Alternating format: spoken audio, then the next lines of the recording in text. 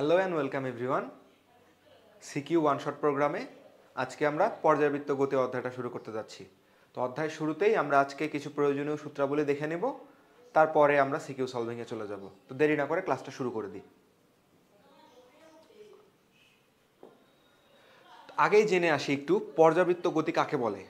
তো পর্যাবৃত্ত গতির সংজ্ঞাটা এমন যে যদি কোনো বস্তুর গতি এমন হয় যে সেটি তার যাত্রাপথের কোনো নির্দিষ্ট বিন্দুকে নির্দিষ্ট সময় পর পর একই দশায় অতিক্রম করে। এই একই দশাটা কি নির্দেশ করে? একই বেগে, একই ত্বরণে, একই দিক থেকে, এই অবস্থায়। ঠিক আছে, যদি অতিক্রম করতে পারে তাহলে সেই বস্তুর গতিটাকেই আমরা বলবো পর্যায়বৃত্ত গতি। আর ওই যে বললাম নির্দিষ্ট সময় পর পর, সেই নির্দিষ্ট সময়টাকেই বলা হয় তার পর্যায়কাল। এবার আমরা মেইনলি পর্যায়বৃত্ত গতির আলোচনা করি সরল ছন্দিত স্পন্দন নিয়ে, যেটা হচ্ছে সবচেয়ে সিম্পলেস্ট ফর্ম।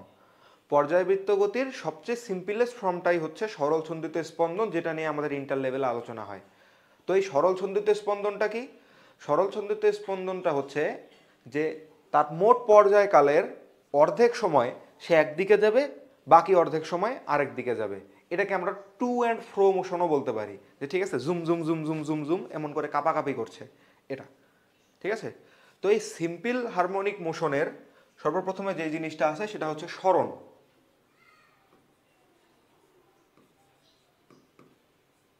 সরণ, সেই সরণের সমীকরণটা কি? সরণের সমীকরণ হচ্ছে x equal to A sine omega t plus del. পরিচয়গুলো একটু জানতে হয়।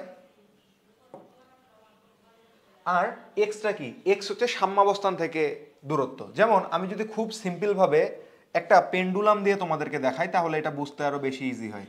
ঠিক আছে, এই যে একটা পেন্ডুলাম দিয়ে দেখাচ্ছি আমি তোমাদেরকে। এই পেন্ডুলামটা মনে করো এটা সাম্যাবস্থা, এই সাম্যাবস্থা থেকে এইদিকে এইদিকে যাতায়াত করবে, কাপাকাপি করবে। ঠিক আছে, এই উপরে আটকানো আছে। এই বিন্দুতে আমরা বলি এক্স ইকুয়াল টু 0। ঠিক আছে, এটাকে আমরা সাম্যাবস্থা ধরে কাউন্ট করা শুরু করি। এবার যে কোনো একটা আরবিটারি পজিশন যদি আমরা ধরে নেই এইখানে, তাহলে এই জায়গায় সাম্য বিন্দু থেকে যে দূরত্ব থাকে সেটাকে আমরা বলে ফেলি এক্স। এইটুকু এক্স। কেউ আবার এই দিকে এক্স ভাইব না যে এখান থেকে এখানে গেছে তাই ওইটা হয়তো এক্স। নো, এক্সটা হচ্ছে সরণ। এই রেখা থেকে ও যেখানে আছে সেই রেখা দুইটার মধ্যবর্তী দূরত্ব। রেখাটা এইখানে আছে, এইখানে যাচ্ছে, এদের মধ্যবর্তী দূরত্বটাই হচ্ছে এর সরণ। ঠিক আছে, এটাকে আমরা বলে থাকি কি এক্স। এবং আমরা ধরে নিচ্ছি এখানে টি ইকুয়াল টু 0। ঠিক আছে, আমরা ধরে নিচ্ছি যে শূন্য যখন টাইম কাউন্ট করা শুরু করলাম তখন তার সরণটা সাম্যাবস্থায়, মানে তখন সে স্থির অবস্থান থেকে যাত্রা শুরু করছে। ঠিক আছে, সাম্যবিন্দু থেকে যাত্রা শুরু করছে।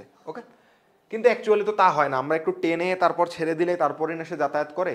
ঠিক আছে, এই জন্য আমরা আদি দশাটাকে ডেল বলে নিচ্ছি, যে যখন টাইম 0 তখন সে ডেল অবস্থানে ছিল, অর্থাৎ সে এই দিকেও থাকতে পারে, এইখানেও থাকতে পারে। কিন্তু আমরা মেইনলি এই 0 যখন ধরে নিব তখন কিন্তু আদি অবস্থানটা হয়ে যাবে 0, তখন কিন্তু এই ডেল আর লাগবে না। ওকে, আশা করি এইটুকু ক্লিয়ার।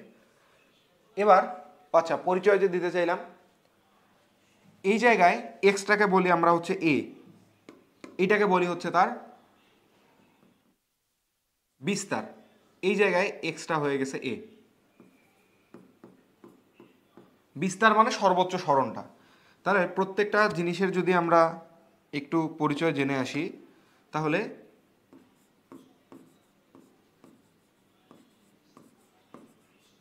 এটার বিস্তার হচ্ছে এ, এসআই ইউনিট হচ্ছে মিটার। ঠিক আছে, তারপর কৌণিক কম্পাঙ্ক, এটাকে বলি ওমেগা। অনেকে এটাকে কৌণিক বেগের সাথেও তুলনা করে, কিন্তু কৌণিক বেগের সাথে তুলনা করা উচিত না। ঠিক আছে, এটা কৌণিক কম্পাঙ্কই অ্যাকচুয়ালি।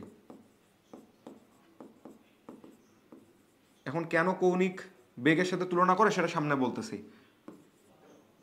এর ইউনিটটা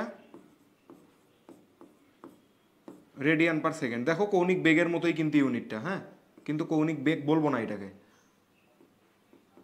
radian per second. As usual বুঝতেই পারছো সময় হচ্ছে টি। এটাকে বলি আদি দশা, আদি দশা ডেল। অর্থাৎ যেই সময় টি ইকুয়াল টু 0 সেই সময় সে কতটা অ্যাঙ্গেল করে আছে সেই অ্যাঙ্গেলটা, ঠিক আছে? এই দশা বা দশা কোণ বলা হয় এটাকে। ওকে, তো দেখো খেয়াল করো, যখন টি 0 তখন এই জিনিসটা পুরোটাই কি 0 হয়ে যাবে। তখন কি হয়, এক্স ইকুয়াল টু, সেই এক্সটাকে আমরা যদি এক্স নট বলি, তাহলে x naught equal to A sine del. এখান থেকে কি বলা যায়, del equal to sine inverse x naught by a. X নটটা কি, এক্স নটটা হচ্ছে টি ইকুয়াল টু 0 সময় সে কোথায় ছিল সেটা, বুঝতে পারছি? তাহলে ওই আদি দশা ডেল ইকুয়াল টু, পরিচয়টা তো আমরা এভাবে দিতে পারি, তার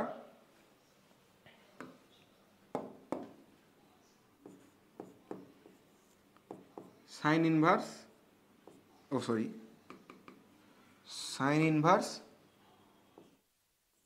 এক্স নট বাই এ। এই জিনিসটাও কিসে আসবে, রেডিয়ানে।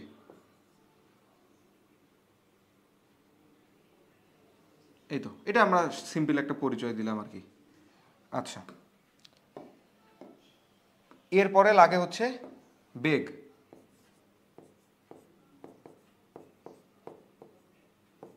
বেগটা হচ্ছে ভি,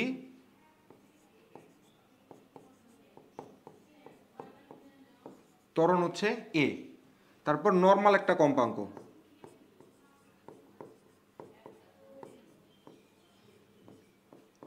সেই কম্পাঙ্ক হচ্ছে এফ, ঠিক আছে? আর এই যে ওমেগা দেখলাম আমরা কৌণিক কম্পাঙ্ক, সম্পর্কটা হচ্ছে এই omega equal to 2 pi f. কারণ কি, কারণ omega equal to 2 pi by T, আর টি মানেই হচ্ছে 1/f, তাই এখানে 1/f বসাই দিলে এফটা উপরে চলে যায়। তাহলে ওমেগা এর দুইটা পরিচয় আছে,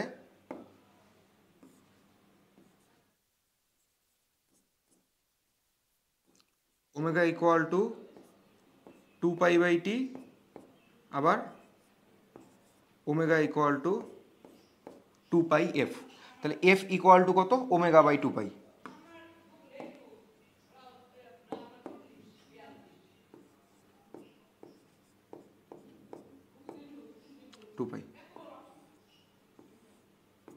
এই কৌণিক কম্পাঙ্কের আরো কিছু ফর্মুলা আছে, আস্তে আস্তে আস্তে আসতেছি, ঠিক আছে?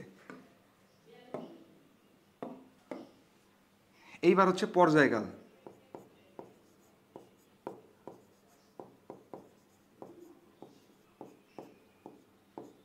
পর্যায়কাল হচ্ছে টি। এই ফ্রিকোয়েন্সিকে লেখা যায় 1/t।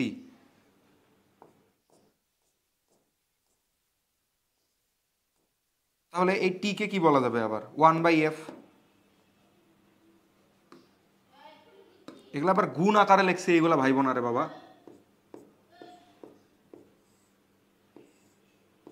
ঠিক আছে, এগুলো এদের পরিচয়গুলো হালকা করে তোমাদেরকে জানায় রাখতেছি, এই আর কি। তো তারপরে আসো, এই তো এখানকার পরিচয়গুলো গেল। এবার যদি বেগের কথা বলি, এটা তো জানোই যে বেগ ভি ইকুয়াল টু কি হয়, সময়ের সাপেক্ষে সরণের অন্তরজ। তাহলে এবার এটাকে অন্তরীকরণ করে ফেলো। অন্তরীকরণ করলে কি চলে আসবে, ওমেগা এ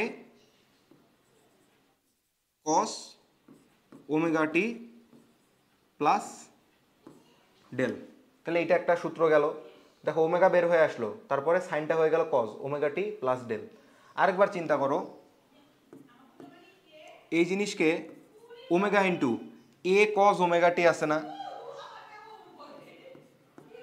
কস, একটু দাঁড়াও, এই তো, তাই তো ভাবি যে কি কেমন একটা উল্টাপাল্টা লাগতেছে, ব্র্যাকেটটা এখানে হয়তো। কস থিটা মানে কি, √1 - sine square theta, sine square omega t plus del √। তাহলে এখান থেকে ওমেগা এটা ভেতরে দিয়ে দাও দেখি। মনে করো এ বাইরে আছে, √, এখানে আছে এক্স। তুমি যদি চিন্তা করো, এখানে স্কোয়ার নিলা, এর উপরে রুট দিলা, তার উপর এখানে এমন করে আছে, লেখা যাবে তো নাকি?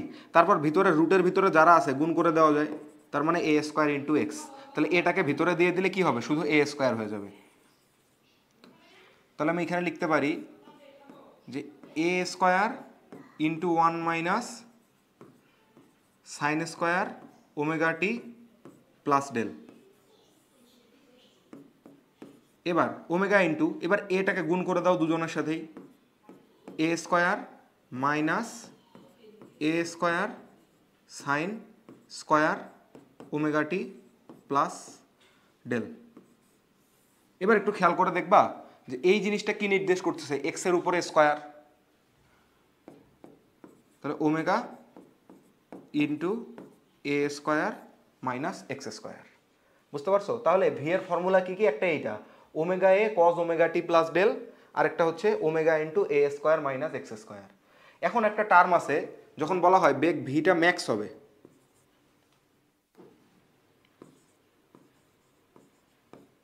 ভি ম্যাক্সিমাম, ভি ম্যাক্সিমামটা কখন হবে? তুমি একে এক্স এর টার্ম, তো এক্স এর সাপেক্ষে প্রথম অন্তরজটা বের করলেই হয়ে যাবে। ওকে, তো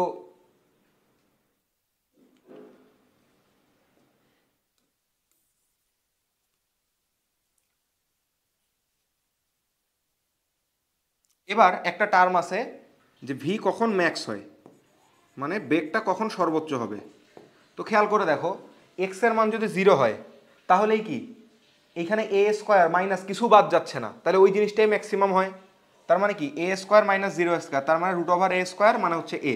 তার মানে ভি ম্যাক্স হচ্ছে ওমেগা এ। কখন হবে এই ঘটনা? যখন এক্স ইকুয়াল টু 0 হবে। আর এক্স ইকুয়াল টু 0 মানে কি? ঘটনাটা যখন সাম্যাবস্থা অতিক্রম করতেছে, ঠিক আছে? অর্থাৎ যেখানে এক্স ইকুয়াল টু 0 সেখানে অবভিয়াসলি ভি ইকুয়াল টু হবে ওমেগা এ। বুঝতে পারছো? আবার যখন এক্স ইকুয়াল টু এ তখন বেগটা কেমন হবে? এক্স ইকুয়াল টু এ যখন হয়ে যায় তখন বেগ কিন্তু 0 হয়ে যায়। খেয়াল করো, সূত্রে বসাও, এক্স এর মান যখন এ, তাহলে ভি ইকুয়াল টু 0 যখন এক্স ইকুয়াল টু এ। এই জিনিসটাকে আমরা বলি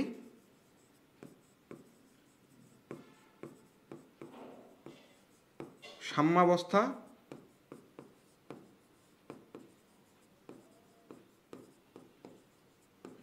অতিক্রমকালে, ঠিক আছে? আর এইটাকে বলি আমরা সর্বোচ্চ অবস্থানে বা বিস্তারে।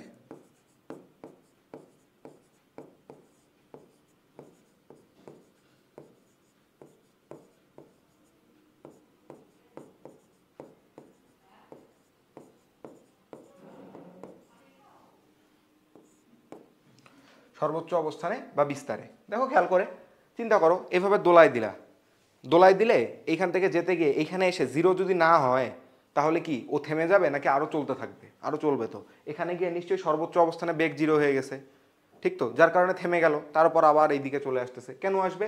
গ্রাভিটি এফেক্ট করবে। কিভাবে গ্রাভিটি এফেক্ট করে সামনে দেখাবো, ঠিক আছে? তাহলে এটা গেল সরণ, আশা করি ক্লিয়ার। তো বেগ আশা করি ক্লিয়ার। এবার আসি ত্বরণে। ত্বরণ কি হবে?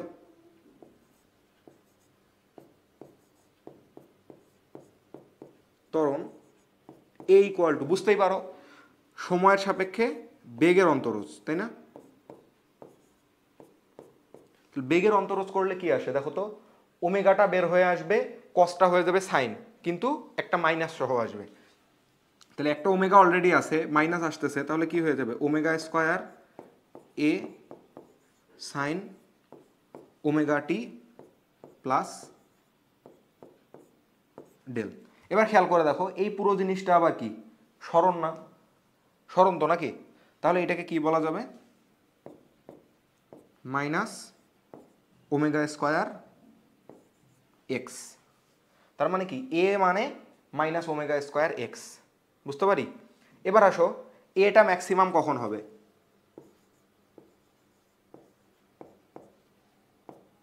কখন হবে চিন্তা করো, এক্স এর মান যখন সবচেয়ে বড়।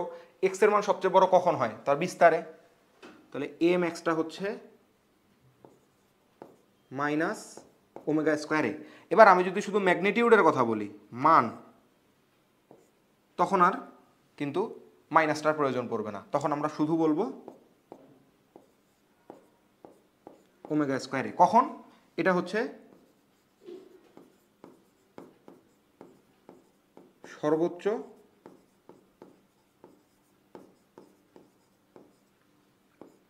অবস্থানে। আবার এটা 0 কখন হবে? এ ইকুয়াল টু 0 কখন? বুঝতেই পারো, যেখানে এক্স এর মানটা 0 সেখানে আসলে ত্বরণটা 0। তাহলে এক্স কোথায় জিরো হয়? সাম্য বিন্দুতে।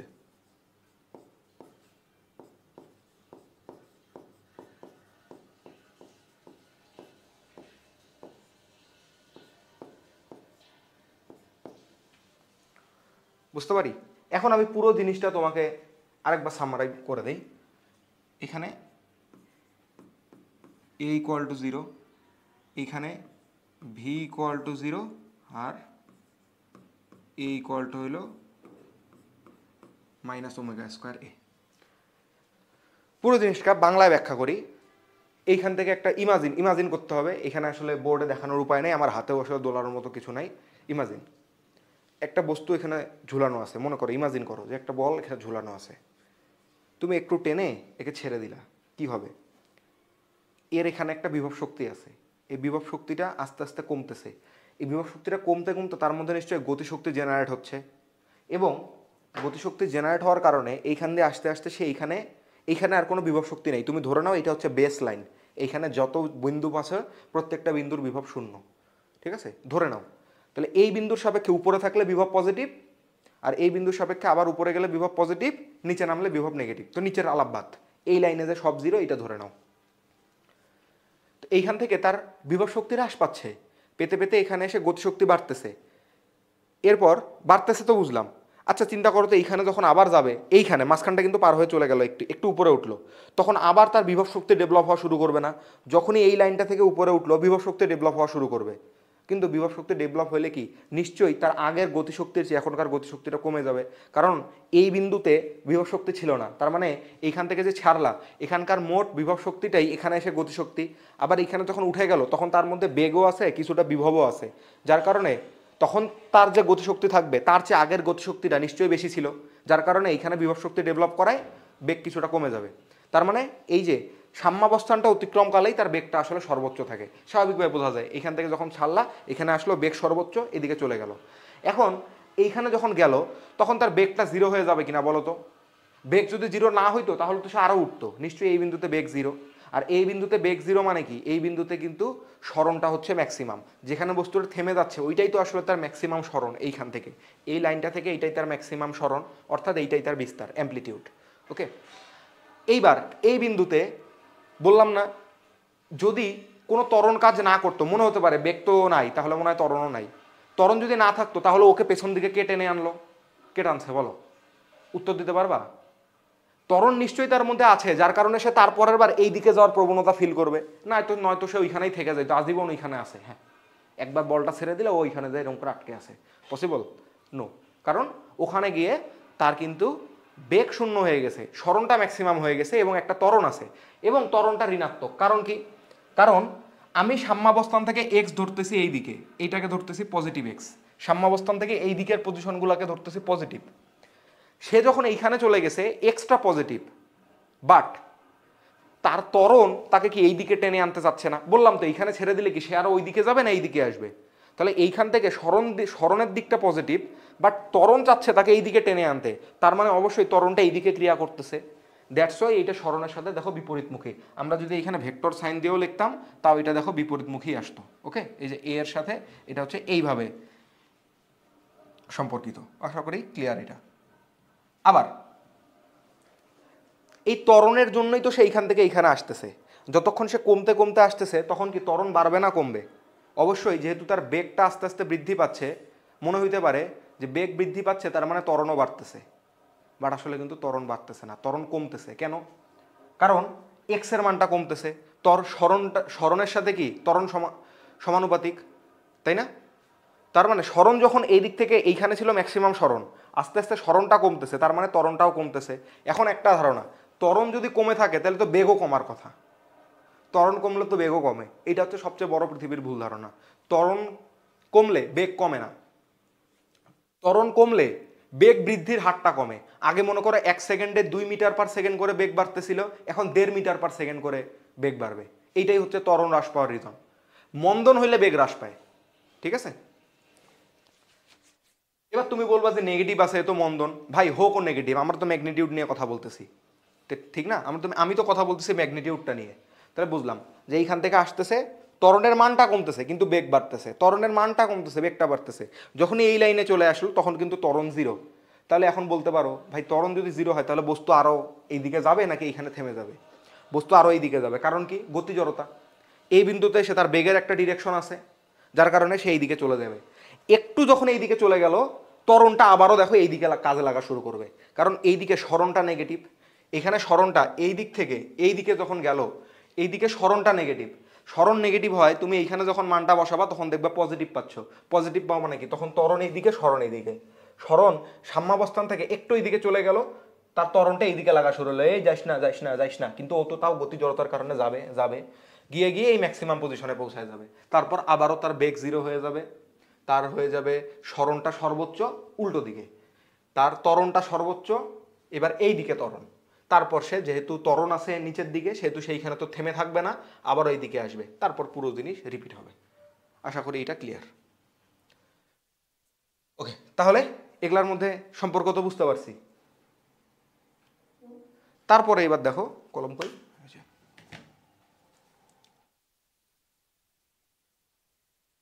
এই যে আমরা দেখলাম যে a equal to minus omega square x, এই জিনিসকে আমি এভাবে বলতে পারি a plus omega square x equal to zero.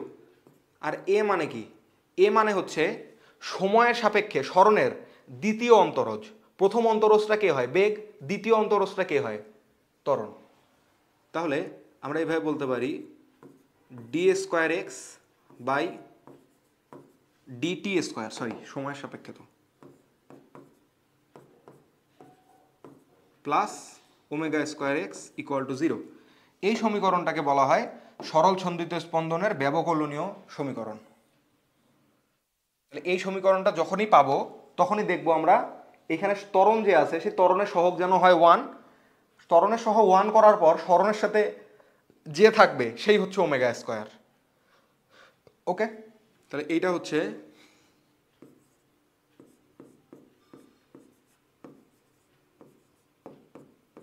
ব্যবকলনীয় সমীকরণ বা ডিফারেনশিয়াল ইকুয়েশন।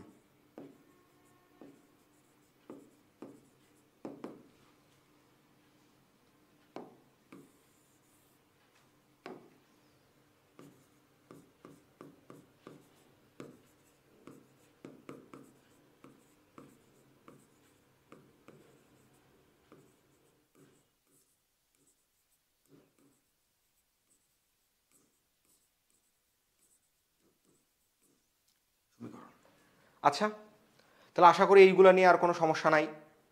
এরপরে আসো, বললাম গ্রাভিটি কিভাবে কাজ করছে একটু আগে বলছিলাম, সেটা একটু দেখি আমরা।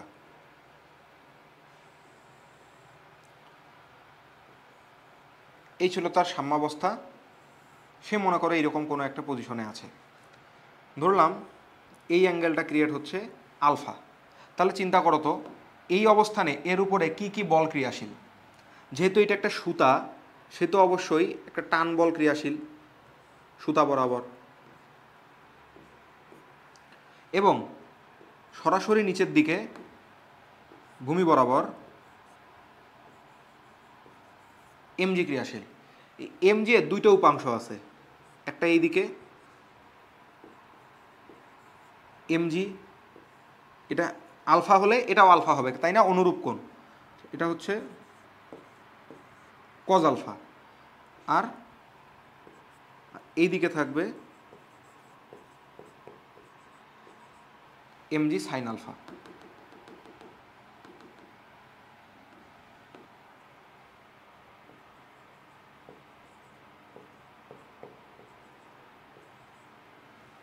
এই এমজি সাইন আলফাটাই হচ্ছে তার প্রত্যয়নী বল। মানে প্রত্যয়নী বল কি? কোনো একটা বস্তুকে তার স্বাভাবিক অবস্থা থেকে বিচ্যুত করলে তার নিজের স্বাভাবিক অবস্থা ফেরত আনার যে প্রবণতা সেটাই হচ্ছে তার সেই স্বাভাবিক অবস্থা ফেরত আনার জন্য যে বলটা তার নিজের মধ্যে ফর্ম হয় সেটাকে বলি আমরা প্রত্যয়নী বল। ওকে, এটা স্প্রিংয়েও আমরা পড়ছি, সামনেও পড়বো আমরা। তাহলে এই প্রত্যয়নী বলটাই হচ্ছে এমজি সাইন আলফা, এটাই আমাদের কি প্রত্যয়নী বল বা রিস্টোরিং ফোর্স।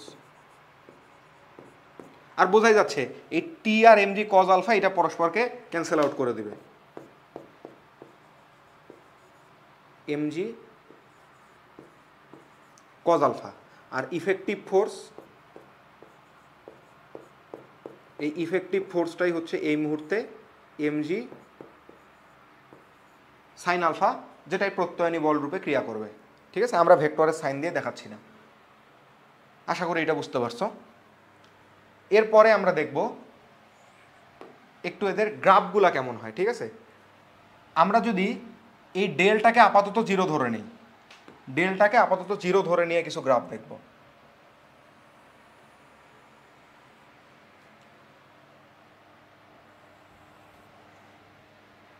আমি গ্রাফে খুব বেশি সময় দিব না, এগুলো এমসিকিউ ক্লাসে আমি দেখাইছি, যদিও হালকা করে দেখাই যায়। এটা হচ্ছে এক্স, এটা হচ্ছে ভি, এটা হচ্ছে এ। ঠিক আছে, আমরা টাইমের রেসপেক্টে গ্রাফগুলো আঁকবো।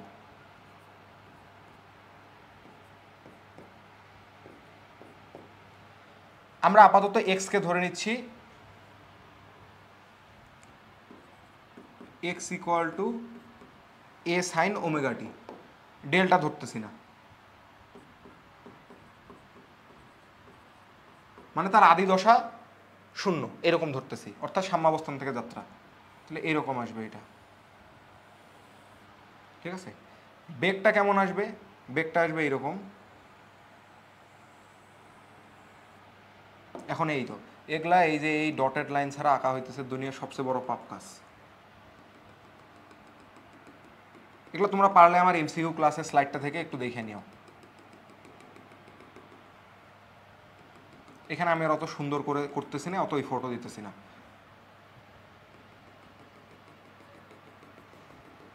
দেখো এই বিন্দুতে এসে এটা কি সর্বোচ্চ অবস্থান, এখানে এসে বেগটা হবে শূন্য, এই জন্য এই পয়েন্টটাকে আমি শূন্য ধরবো। এটা সাম্য অবস্থা, এখানে হবে বেগ সর্বোচ্চ। তারপর এইখানে এসে বেগটা জিরো যখন, তখন সর্বোচ্চ। ঠিক আছে, এই জন্য এরকম করে আসতেছে।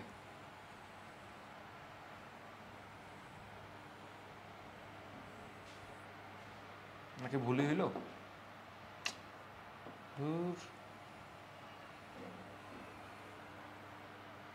এই যে এরকম করে চলবে। ঠিক আছে, এটা কজের গ্রাফ।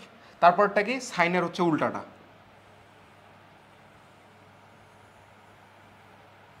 এই যে এই পয়েন্টটা কি হবে? এটা হচ্ছে ওমেগা স্কোয়ার এ মাইনাস, আর এটা হচ্ছে পজিটিভ ওমেগা স্কোয়ার এ, মানে ত্বরণের সর্বোচ্চ মান। এইটা কি?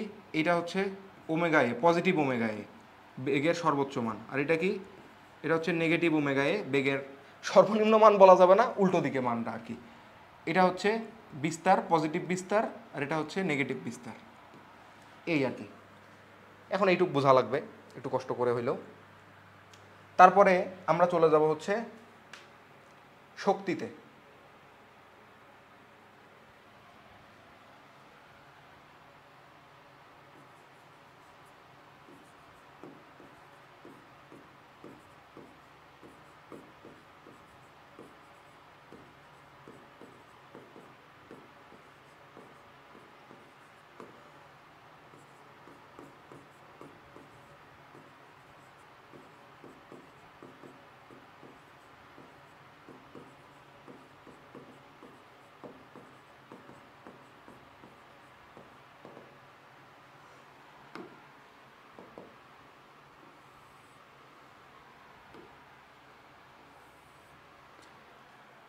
শক্তি আসো, প্রথমে আসো বিভব শক্তিতে।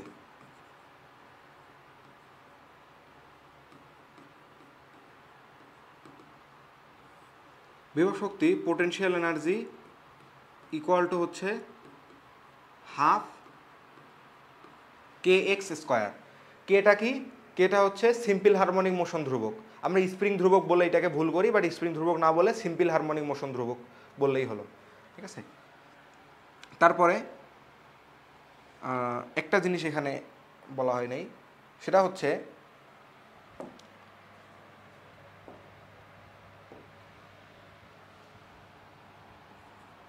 এই ওমেগা ইকুয়াল টু হচ্ছে রুট ওভার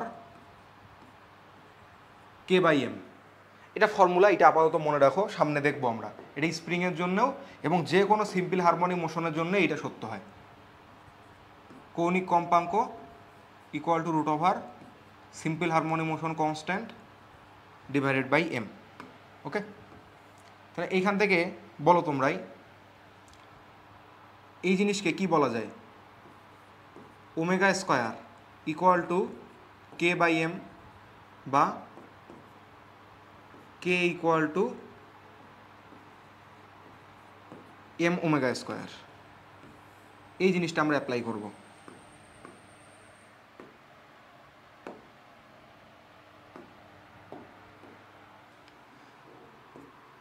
কে এর জায়গায় half of m omega square x square. আবার বলো দেখি এক্স মানে কি? এক্স মানে এ সাইন ওমেগা টি, তাই না? তার মানে এখানে বলা যায় কি A square sine square omega t plus del. বুঝতে পারছি?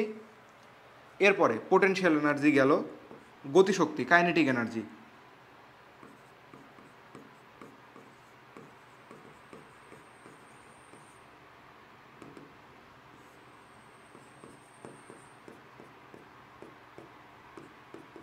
ইকুয়াল টু হাফ কে, এটা হচ্ছে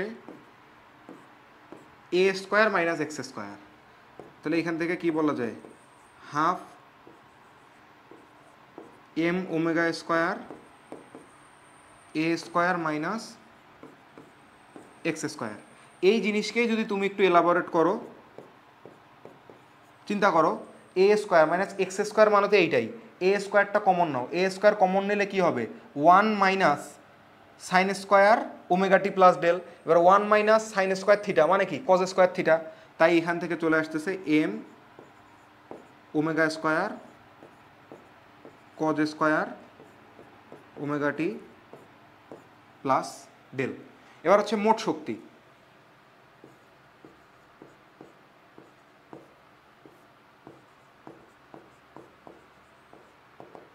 এই মোট শক্তি কি হয়?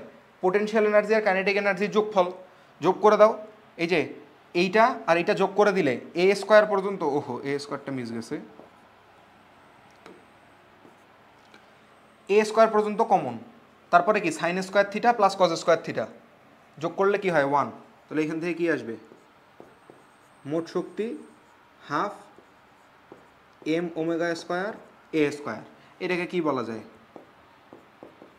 হাফ কে এ স্কোয়ার। ওকে, এবার আমরা দেখো এইখান থেকেই বুঝো, এই জায়গা থেকে আমরা যদি শক্তির গ্রাফ দেখতে চাই,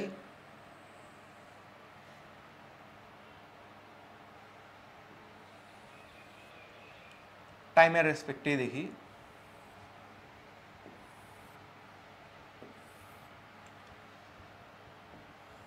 তাহলে বিভব শক্তির গ্রাফ আসবে এইরকম।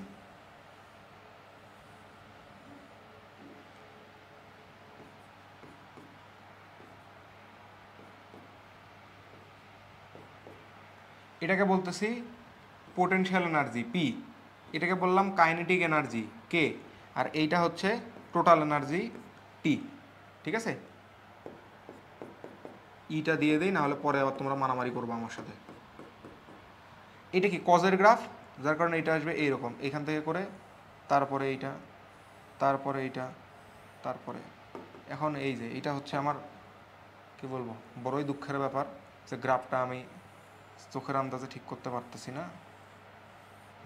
এই তো। আর টোটাল এনার্জি হচ্ছে, দেখো খেয়াল করো, কে এ স্কোয়ার, কে কনস্ট্যান্ট, এও একটা গতির জন্য তো কনস্ট্যান্টই, তাই না?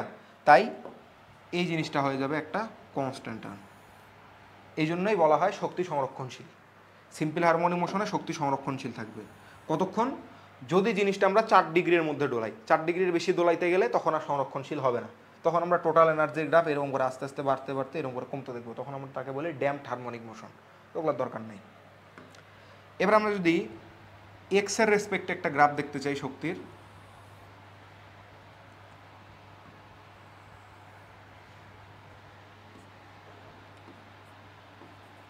এক্স আর এই বরাবর রাখলাম আমরা এনার্জিকে, ঠিক আছে। তাহলে দেখো যখন সাম্যাবস্থায় থাকে তখন কি বিভব শক্তি জিরো না, আবার যখন এটা সর্বোচ্চ অবস্থানে যাবে তখন মোট শক্তিটাই কি বিভব শক্তি আকারে জমা থাকবে, তাই তো নাকি? এই জন্য বিভব শক্তির গ্রাফটা হয় এইরকম।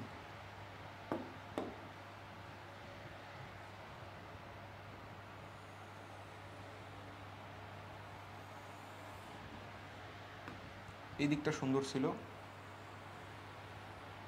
এটা সুন্দর বাটির মতো শেপ।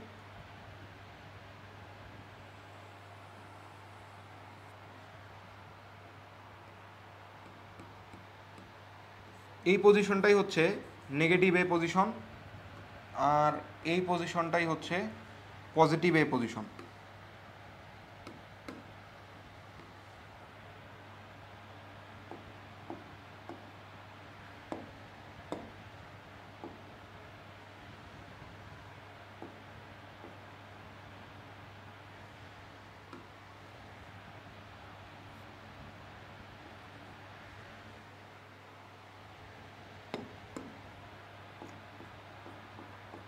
আবার চিন্তা করো যখন পজিটিভ এ পজিশন তখন কিন্তু শক্তি আবার হয়ে যাবে জিরো, কারণ দেখো এ স্কোয়ার মাইনাস এক্স স্কোয়ার, এক্সের মান যখন এ তখন টোটাল শক্তি দেখো জিরো। আবার নেগেটিভ যখন তখনও মাইনাস এ, সেটার জন্যও কিন্তু স্কোয়ার দিয়ে দিলে জিরোই আসবে।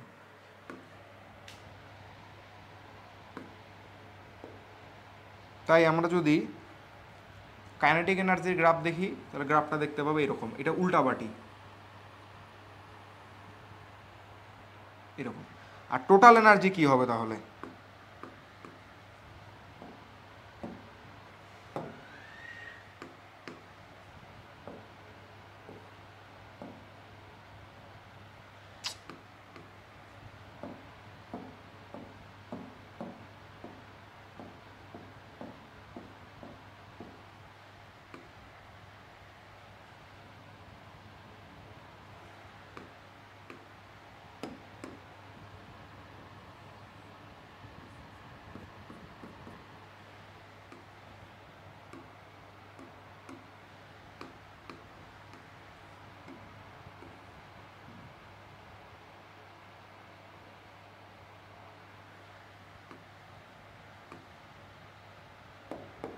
যে টোটাল এনার্জি খেয়াল করো, টোটাল এনার্জির লাইন হচ্ছে এই যে এইটা।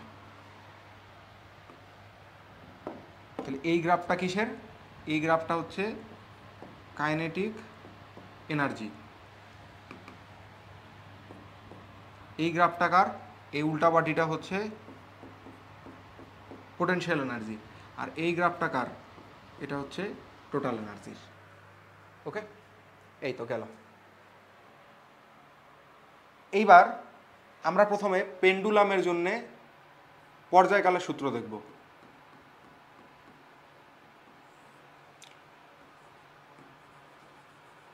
প্রথমে ববের নিজের ব্যাসার্ধটা হচ্ছে নগণ্য, এর নিজের ব্যাসার্ধ আর টেন্স টু জিরো, সুতার দৈর্ঘ্য এল। তাহলে এইটা হবে টি ইকুয়াল টু 2π √/L/g। এবার যদি ববেরও একটা নিজের ব্যাসার্ধ থাকে,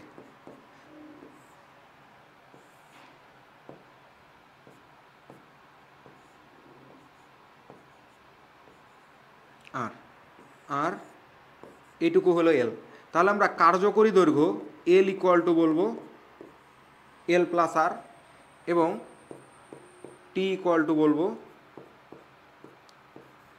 2π √/L+r/g। এখান থেকে কি কি সম্পর্ক দাঁড়াচ্ছে?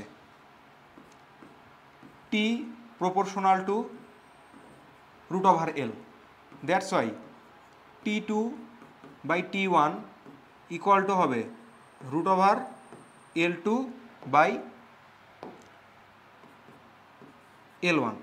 তার মানে T2 minus T1/T1 equal to always আসবে √L2 minus √L1 divided by √L1। ওকে, আবার গ্রাভিটির সাথে কিভাবে সম্পর্কিত? টি প্রপোর্শনাল টু 1/√g। বুঝতে পারছি? এবার এই জিটা যদি নিজের জি না থেকে এর মধ্যে অন্য কোনো ফোর্সও একসাথে এফেক্ট করে তখন কেমন হবে সামনে দেখতেছি। এবার আসো এইটার জন্যে আমরা একটা নির্দিষ্ট উচ্চতায় যদি উঠে যাই তাহলে জি এর মান কেমন হয়? জি প্রাইম ইকুয়াল টু, আচ্ছা দাঁড়াও আগে এইখান থেকে ইকুয়েশনটা লিখি, T prime by T equal to √g prime by g. এখন পাহাড়ের উচ্চতায় যদি যাই,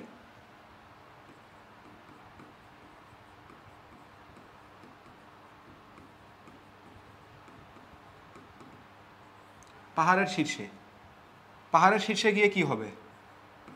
জি prime equal to g by 1+h/r whole square. এটা মহাকর্ষ অভিকর্ষতেই পড়ে আসছে। তাহলে g bar by g equal to কত? এটা কি T prime by T, T prime by T, হ্যাঁ এখানে একটু ভুল লিখছি, এটা হবে জি বাই জি প্রাইম, যেহেতু ব্যস্তানুপাতিক। তাহলে g by G prime equal to কি 1+h/r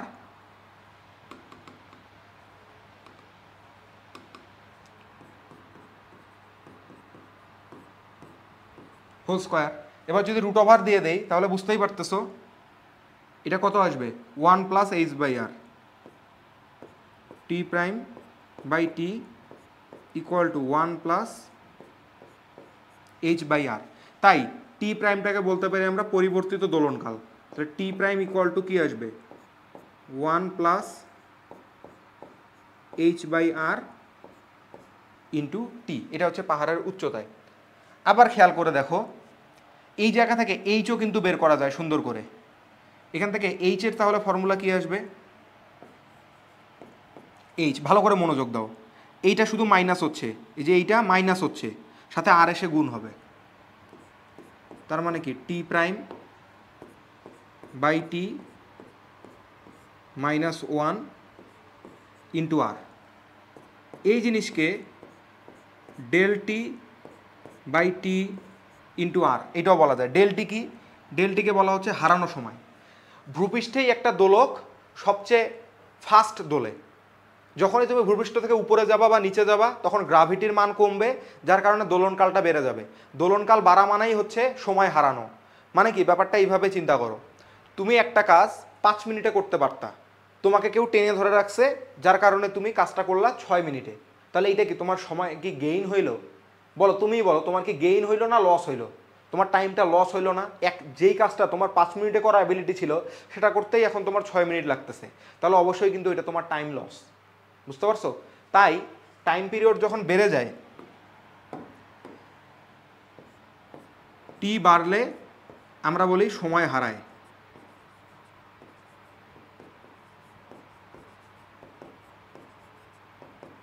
এখন এইটা আমরা কিভাবে বের করব? ডেলটি 2 সেকেন্ডের মধ্যে মনে করো হাফ সেকেন্ড দেরি করছে, তাহলে এখানে হাফ বসাবো বাই 2 ইন্টু আর, তাহলে বের হয়ে আসবে। আবার পাহাড়ের শীর্ষের আগে এবার যদি আমরা ভূগর্ভে চলে যাই,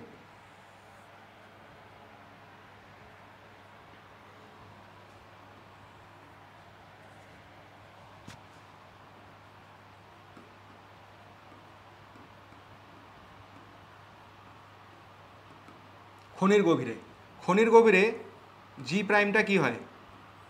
জি ইন্টু 1 - এটা হয় ডি বাই আর। তাহলে জি প্রাইম বাই জি কত আসে? 1 - ডি বাই আর। তাহলে এইখান থেকে এই সমীকরণটা যদি বসাও তাহলে কি পাবা? T prime by T equal to, দেখো √g বাই জি প্রাইম আমরা কি বের করছি? জি প্রাইম বাই জি, এই জিনিসটাই শুধু উল্টে যাবে। তার মানে কি R minus d divided by R এর জায়গায় হবে R by R minus d, R by R minus d root over. Okay, এখন এই কাজটা না করে আমরা জিনিসটাকে সহজ রাখার জন্যে কি করব জানো, টি বাই টি প্রাইম করব। T by T prime equal to কী হবে তাহলে, g prime by g root over. তাহলে এই মানটা এবার বসাবো, 1 minus d by R root over. কেমন?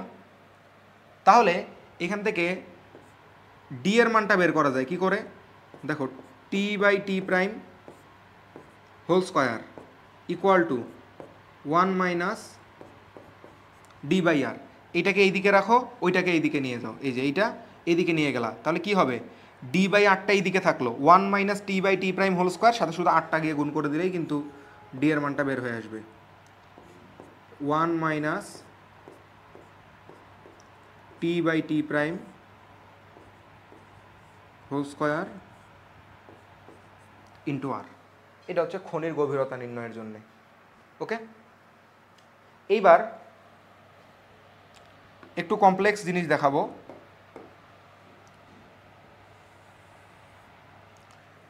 সেটা হচ্ছে তোমাকে যদি বলে যে এই জিনিসটা একটা গাড়িতে করে নিয়ে যাওয়া হচ্ছে, যখন গাড়ির ত্বরণ হচ্ছে এ, ব্যাপারটা এরকম,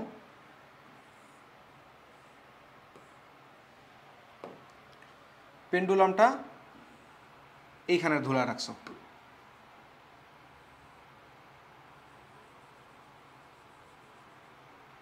যেই কন্টেনারে করে নিয়ে যাচ্ছ একে, তার নিজের ত্বরণ এ। তুমি যদি এই ঘটনাটা জড় প্রসঙ্গ কাঠামো থেকে অবজার্ভ করো একরকম দেখা যাবে, আবার অজড় প্রসঙ্গ কাঠামো থেকে অবজার্ভ করলে আরেক রকম দেখা যাবে। অজড় প্রসঙ্গ কাঠামোতে যদি থাকো তাহলে তুমি খেয়াল করবা যে ওর পেছনের দিকে এই সমপরিমাণ ত্বরণের মতো বিপরীত একটা ত্বরণ ক্রিয়া করতেছে, যেটাকে আমরা বলে থাকি সিউডো অ্যাক্সেলারেশন। একটু কঠিন মনে হবে এখন, যদিও এইগুলো এইচএসসিতে আসে না, তারপরে যেহেতু পড়াচ্ছি এইগুলো পড়াই দিই, ভালোভাবে মনোযোগ দাও। বাস যখন চলা শুরু করে তখন তুমি পেছনের দিকে ধাক্কা পাও কিনা, পাও তো। বাস চলতেছে সামনে, তুমি পেছনের দিকে যাচ্ছ, এটা কি জড়তার কারণে, তাই না? তো এইরকমই একটা টার্ম হচ্ছে তোমার সিউডো অ্যাক্সেলারেশন, যেটা কেবল অজড় প্রসঙ্গ কাঠামো থেকে অবজার্ভ করা যায়। অর্থাৎ যখন তুমি একটা বস্তু সামনে গতিশীল তখন পেছন দিকে অজড় প্রসঙ্গ কাঠামোতে একটা বল বা ত্বরণ ফিল করা যাচ্ছে, তো সেটা হচ্ছে এ। আর নিচের দিকে তো জি ক্রিয়াশীল আছেই। এবার এই দুইটার মধ্যবর্তী কোণ কত, 90 ডিগ্রি, তাই এখানে টি হবে 2 pi root over L by g effective. এই জি ইফেক্টিভকেই আমরা বলতেছি, এখানে আমরা সূত্রটাই এটাই ইউজ করব, শুধু জি ইফেক্টিভকে বলবো দুইটা লব্ধিটা। তো দুইটার লব্ধি কত হবে বলো, এ square plus g square root over, এই মানটা এখানে বসাই দিব। এইবার চিন্তা করো যদি একটা আনত তল বরাবর এই জিনিসটাই যায়,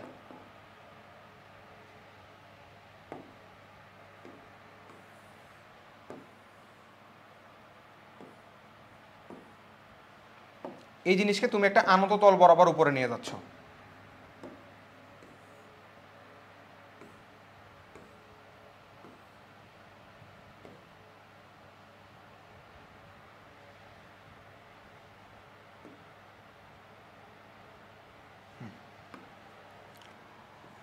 এই অ্যাঙ্গেলটা হলো গিয়ে আলফা, তুমি নিয়ে যাচ্ছ উপরের দিকে, ত্বরণ এটা এবার উপরের দিকে। তাহলে বলো এই বস্তুর উপর ত্বরণটা, মানে যেই ত্বরণটা আমরা সিউডো অ্যাক্সেলারেশন বলতেছি, সেটা পিছনের দিকে নিচের দিকে থাকবে কিনা, মানে সে নিচের দিকে এরকম করে একটু ঝুঁকে আসবে কিনা। সে যদি উপরে এমন করে থাকতো, যখন চলা শুরু করবে, যখন এইখানে উঠে গেল তখন সে এই দিকে একটু হেলে যাবে না, স্বাভাবিক তো। একটু ফিল করার চেষ্টা করো নিজে নিজে, তুমি উপরে উঠতেছো, রাস্তাটা ঢালু, তাহলে তুমি নিচের দিকে এরকম হয়ে যাবে না। তাহলে আসো, এই জিনিসের উপর তখন জি কোথায় ক্রিয়া করবে চিন্তা করো,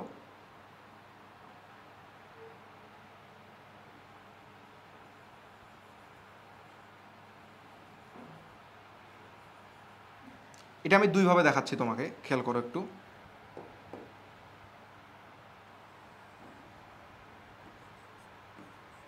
প্রথমত এইদিকে আছে জি, সরাসরি নিচের দিকে, আর এই দিক বরাবর ফিল করতেছো, এই বলটা ফিল করতেছে এইটাই। এখন এইটা যদি আলফা হয় বুঝতেই পারো এই কোণটা কত হবে 90 ডিগ্রি মাইনাস আলফা, যার কারণে এইটাও হবে 90 ডিগ্রি মাইনাস আলফা। ওকে, তাহলে এদের লব্ধি কত?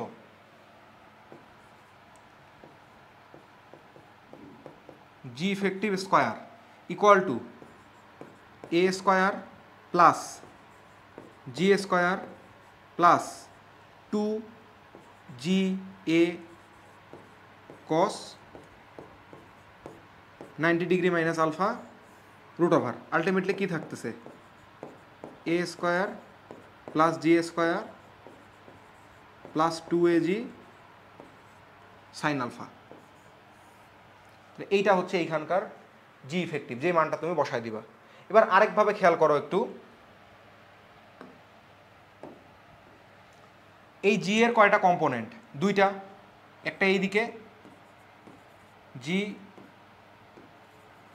কজ আলফা আর একটা এইদিকে জি সাইন আলফা। তাই আমরা এই জি কজ আলফা আর এ প্লাস জি সাইন আলফা এই দুইটা 90 ডিগ্রিতে আছে, এইরকম ধরে যদি হিসাব করি তাও কাজ চলবে তো নাকি? এই জিকে উপাংশে ভাগ করে ফেলছে, এই জি এর অস্তিত্ব নাই। একটা জিনিস এইখানে আছে জি কজ আলফা, একটা এইদিকে আছে এ প্লাস জি সাইন আলফা। এখন এই দুইটার লব্ধি 90 ডিগ্রি হিসাবে যদি করি তাও সঠিক উত্তর আসার কথা, তাই না? তো দেখি তো সঠিক উত্তর আসে কিনা এইভাবে। এখানে আমি এই যে স্কোয়ারটা উঠাই দিলাম, তাহলে খেয়াল করে দেখো কি বললাম, A plus g sine alpha whole square plus g cos alpha whole square. খেয়াল করো A square plus 2AG sine alpha plus g square sine square alpha g square cos square alpha. G square common নিলে sine square alpha cos square alpha 1, তাহলে G square হয়ে গেল। এ square তো হয়েছেই 2AG sine alpha, দেখছো সবই চলে আসছে। এবার যদি এটা হচ্ছে ঊর্ধ্বগামী,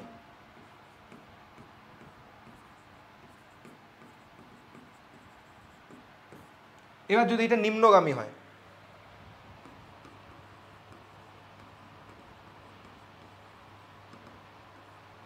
নিম্নগামী হলে কি হবে?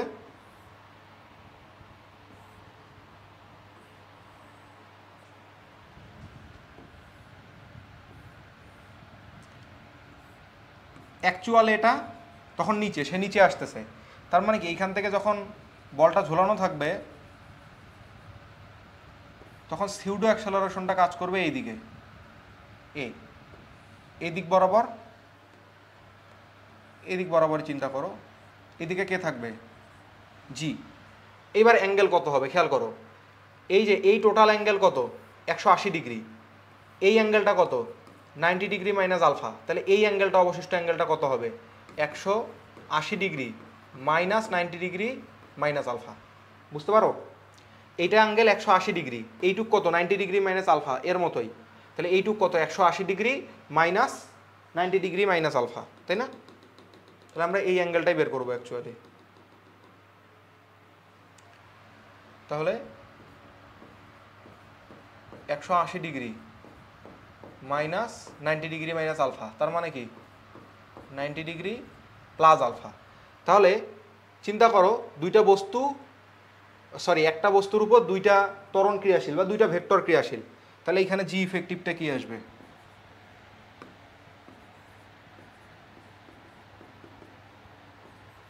জি square plus A square plus 2AG cos 90 degree plus alpha. আর কস 90 ডিগ্রি প্লাস আলফা মানে কি মাইনাস সাইন আলফা, তার মানে এখানে আসবে A square plus g square minus 2AG sine alpha. আশা করি এই পেজটা ক্লিয়ার। এই পেজটা তোমার একাডেমিকে যে লাগবে, এইচএসসিতে লাগবে এমন না, অ্যাডমিশনে গেলে হেল্প পাবা এটা পড়া থাকলে বা এটা জানা থাকলে তোমার। এর মধ্যে আরও অনেক কাহিনী লাগতে পারে, কীরকম দেখাই, এত কিছুই দেখাইলাম, আরেকটা দেখাইতে ক্ষতি কি? মনে করো ও একটা বক্রপথে টার্ন নিতেছে, বক্রপথে যদি টার্ন নেয় তাহলে বুঝো বক্রপথে টার্ন নেওয়ার জন্য কেন্দ্রমুখী বল প্রয়োজন, কেন্দ্রমুখী বল প্রয়োজন, যার কারণে সিউডো অ্যাক্সেলারেশনটা বিপরীত দিকে ক্রিয়া করবে। ঠিক আছে, মেইনলি তার বলটা থাকবে এই দিকে কেন্দ্রমুখী বল, এবং এইটার জন্য বিপরীত দিকে সে একটা অ্যাক্সেলারেশন অনুভব করবে, pseudo acceleration.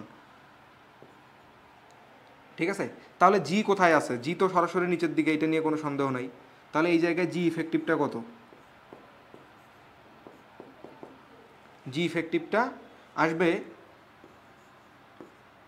G square plus A square root over. কাহিনী আছে এইখানকার এ এর মানটা আবার কত? কেন্দ্রমুখী ত্বরণের মান আমরা জানি না, a c equal to v square by R. তাহলে এই মানটা আবার এখানে বসবে। তাহলে এখানে কি দাঁড়াবে? G square plus v to the power 4 by R square root over. এই ম্যাথটা এবার বইয়েটে আসছিল। দেখো কয়টা লাইন? 2টা লাইন। যদি জানা থাকে তাহলে হয় ছক্কা নয়তো ফক্কা। বুঝতে পারছো? আশা করি ক্লিয়ার। এই জি ইফেক্টিভের মানটা প্রত্যেক জায়গায় যে জি ইফেক্টিভগুলো বের করছে ওগুলো শুধু এইখানে ইনপুট দিলে আমরা পেয়ে যাব। ওকে, এরপরে স্প্রিংয়ের জন্য আসি। এটা কি পড়লাম? এটা হচ্ছে সরল দোলক, শুরু করছিলাম তো নাকি?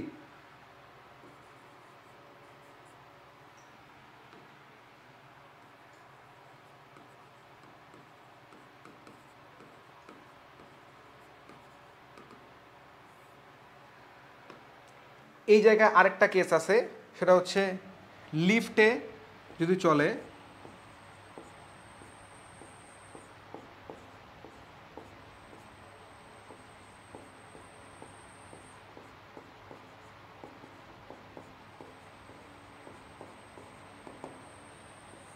লিফটে ঊর্ধ্বগামী, তখন জি ইফেক্টিভটা কেমন হবে খেয়াল করো। লিফটে উপরে যাচ্ছে, তার মানে কি নিট বলটা উপরের দিকে। নিট বল উপরের দিকে মানে কি সিউডো ফোর্স নিচে, তার মানে সিউডো অ্যাক্সেলারেশনও নিচে। দ্যাটস ওয়াই তখন জি ইফেক্টিভটা বেড়ে যাবে। এই জন্য বলতাম উপরে উঠলে কি নিজেকে ভারী মনে হয় না? যখন উপরে উঠে লিফটটা তখন নিজেকে ভারী মনে হয়, রিজনও এইটাই, কারণ ইফেক্টিভ জিটা বেড়ে যায়। তখন হচ্ছে এ প্লাস জি। আর নিম্নগামী যখন হয়,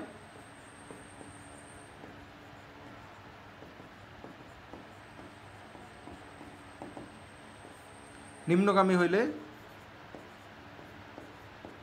জি ইফেক্টিভ হবে জি মাইনাসে। তাহলে বলো তোমরাই কোথায় পর্যায়কালটা বেশি হবে? যেখানে জি এর মান কম সেখানে পর্যায়কাল বেশি। দ্যাটস ওয়াই নিম্নগামী যখন হবে তখন পর্যায়কালটা বেশি হবে। তার মানে কি ও আস্তে আস্তে চলবে। আবার যখন জি এর মানটা বেড়ে গেছে, জি এর মান বেড়ে গেলে কি টি এর মান কমে আসবে, কারণ আমরা তো দেখলাম টি এর সাথে সম্পর্ক কেমন, ব্যস্তানুপাতিক, তাই না? জি আর কোথায় গেল, কোথায় গেল, এই যে জি এর সাথে সম্পর্ক হচ্ছে বর্গমূলের ব্যস্তানুপাতিক। তাই জি যেখানে কম সেখানে টি বেশি, জি যেখানে বেশি সেখানে টি হবে কম। তাই যখন উপরে উঠে তখন দোলকটা ফাস্ট দুলবে। ওকে, তো এই তো গেল, এগুলো শুধু এখানে বসাই দেবো আমরা, তাহলে এই কাজ শেষ। এবার হচ্ছে স্প্রিং।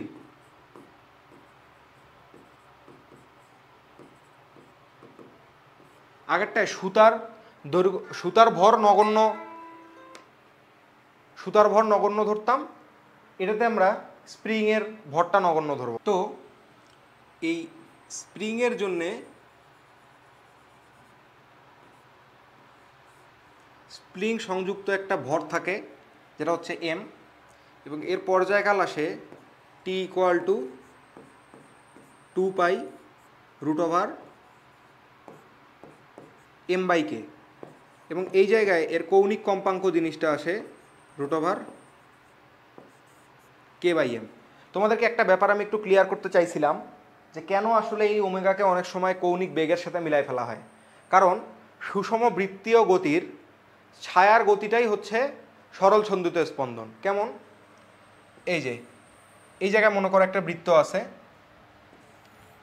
একটা পার্টিকেল এই বৃত্ত বরাবর মুভ করবে এবং ওর সাথে সাথে আমরা টর্চ লাইটও মুভ করাবো। তাহলে ও মনে করো এইখানে আছে, প্রথমে এইখানে, তাহলে ছায়াটা পড়বে এইখানে এই বিন্দুতে, তারপরে এইখানে ছায়াটা পড়বে এই বিন্দুতে, তারপরে এইখানে। টর্চ লাইট কিন্তু এর সাথে সাথে মুভ করাচ্ছে এইখানে, এইখানে, এই যে এইটা, তারপরে এইটা, তারপরে এইখানে যখন এইটা, এইখানে যখন এইটা, এইখানে যখন এইটা, এইখানে যখন এইটা, এইখানে আসলে এইটা, এইখানে আসলে এইটা, এইখানে আসলে এইটা, এইখানে আসলে এইটা, এইখানে আসলে এইটা, এইখানে আসলে এইটা, এইখানে আসলে এইটা, আবার উপরে যাচ্ছে, এইখানে আসলে আবার এইটা, আবার এইটা, আবার আগের জিনিস কিন্তু রিপিট করতেছে। তাহলে এইখানে জিনিসটা গোল গোল ঘুরতেছে আর এইখানে এইটা ওঠানামা করতেছে, এটা গোল গোল ঘুরতেছে, এই যে দেখো এটা গোল গোল ঘুরতেছে, এটা ওঠানামা করতেছে, এটা গোল গোল ঘুরতেছে, এটা ওঠানামা করতেছে, এই যে এটা গোল গোল ঘুরতেছে, এটা ওঠানামা করতেছে।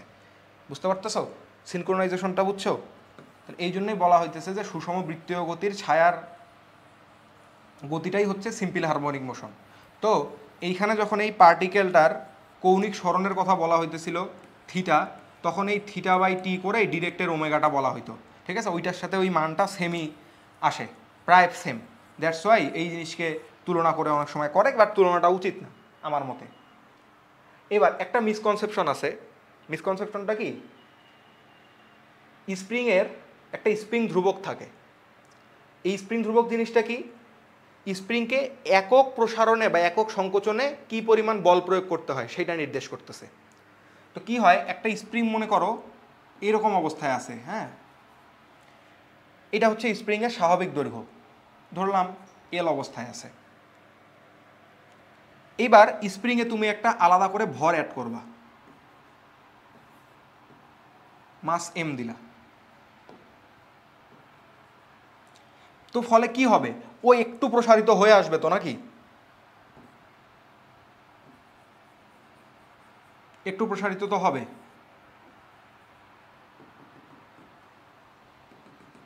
এই জিনিসটাকে বলে আমরা স্প্রিংয়ের ইলংগেশন, ই দিয়ে প্রকাশ করলাম।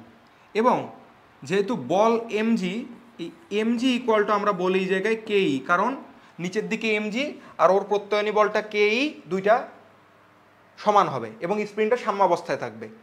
এইবার এই সাম্যাবস্থা থেকে আমরা হালকা টেনে অথবা হালকা ঠেলে দিয়ে ছেড়ে দিলে তারপর সে অসিলেশন করবে। এখন আমরা ভাবি কি, যখন বলা হয় যে একটি স্প্রিংকে 5 কেজি ভর দিলে 2 সেন্টিমিটার প্রসারিত হয়, তো সেই ই হচ্ছে এখানকার 2 সেন্টিমিটার। বলা হয় যে তারপর আরও 4 সেন্টিমিটার টেনে ছেড়ে দেওয়া হলো, তার মানে কি এই অবস্থা থেকে তুমি আরও 4 টানছো, তারপর ছেড়ে দিছো। তো এই যে 4 তুমি টানলা, এই 4টা হচ্ছে তার বিস্তার। বুঝতে পারছো? অনেকে কি ভাবে যে এইখান থেকে যে আগের 2 আর এই 4, এই 6 হচ্ছে তার বিস্তার। এইটা না, সাম্যাবস্থান থেকে কি পরিমাণ দূরত্বে আছে সেইটা হচ্ছে তার বিস্তার। বুঝতে পারছো? আর ভর ঝুলানোর আগ পর্যন্ত তুমি একে সাম্যাবস্থানটা হিসেব করতে পারতেছো না। ভর ঝুলাইলে বাড়লো, তারপর সাম্যাবস্থায় আসলো, এইখান থেকে কাউন্টিংটা শুরু হবে। বুঝতে পারছো? এটা একটা মিসকনসেপশন আর কি এই জায়গায়। ক্লিয়ার? তো তারপর কি, তারপর হচ্ছে বাকি সব আগেরই মতো। এবার হচ্ছে স্প্রিংয়ের সমবায় আছে, স্প্রিংয়ের সমবায়।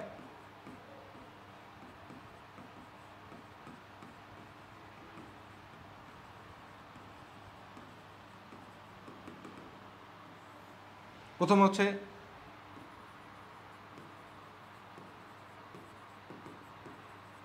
সমান্তরাল। সমান্তরাল মানে হচ্ছে এই যে এইটা,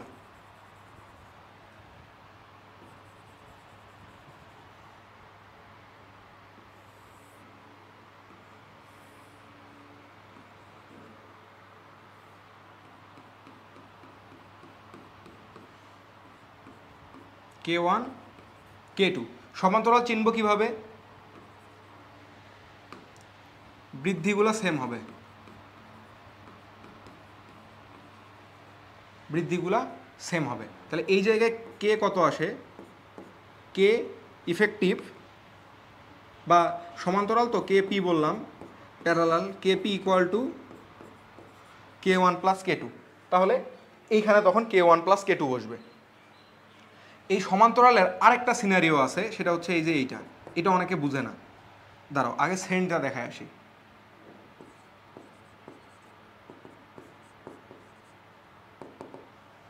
শ্রেণী কোনটা, শ্রেণী হচ্ছে এই যে স্প্রিং লাগানো, যার স্প্রিং ধ্রুবক K1, এটা আরেকটা স্প্রিং লাগানো, স্প্রিং ধ্রুবক K2, এরপরে ভর ঝুলানো হচ্ছে এম, সিলিং থেকে টাঙানো আছে। তাহলে এই জায়গায় কে ইফেক্টিভটা হচ্ছে 1/K1 plus 1/K2 plus 1/K3, এরকম করে করতে করতে যত দূর যায় ইনভার্স 1, এইখানেও প্লাস, এইখানে K3 plus dot dot dot যতটা যায়। ওকে, দুইটা যদি হয় তাহলে K1 plus K2 divided by K1 K2, এটা আসলো, তাকে উল্টায় দাও, তাহলে কি হয় K1 into K2 divided by K1 plus K2। ওই যে রোধের ক্ষেত্রে পড়ছো না, R1 into R2 divided by R1 plus R2, এখানেও তখন ওই একই জিনিস আসবে, K1 into K2 divided by K1 plus K2। কিন্তু ওইটা ছিল সমান্তরাল, এটা হচ্ছে শ্রেণী। যাই হোক, এত কিছু ঝামেলা পেকানোর দরকার নাই, এমনিই চিন্তা করো। এবার আসো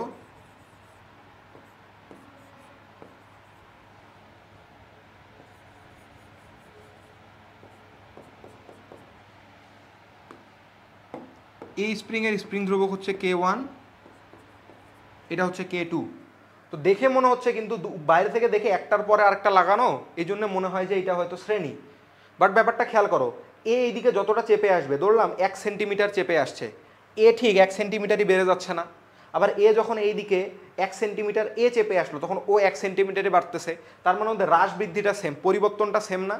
তার মানে কি এরা আছে সমান্তরালে। তাহলে এই ক্ষেত্রে কি আসবে? এই ক্ষেত্রে কেপি আসবে, কেপি ইকুয়াল টু আসবে K1 প্লাস K2। এটা কিন্তু মনে রাখার জন্য ইম্পর্টেন্ট। 5 স্টার দিয়ে দিই। আশা করি স্প্রিংয়ের ব্যাপারটাও ক্লিয়ার। এই চ্যাপ্টারে আসলে আর অন্য কিছু নাই। আর একটা জিনিস আসে শুধু, ওই যে পৃথিবী ফুটা করে একটা বস্তু ঝুলাই দিলে কি হবে, ওইটা। তো এইটা তোমাদেরকে আমি ইয়েতেও করাইছিলাম, ওই MCQ ক্লাসেও করাইছিলাম, তারপরে একবার দেখাই দেই, না দেখালে খারাপ লাগে, তোমরাও দুঃখ পাবা, এই আর কি।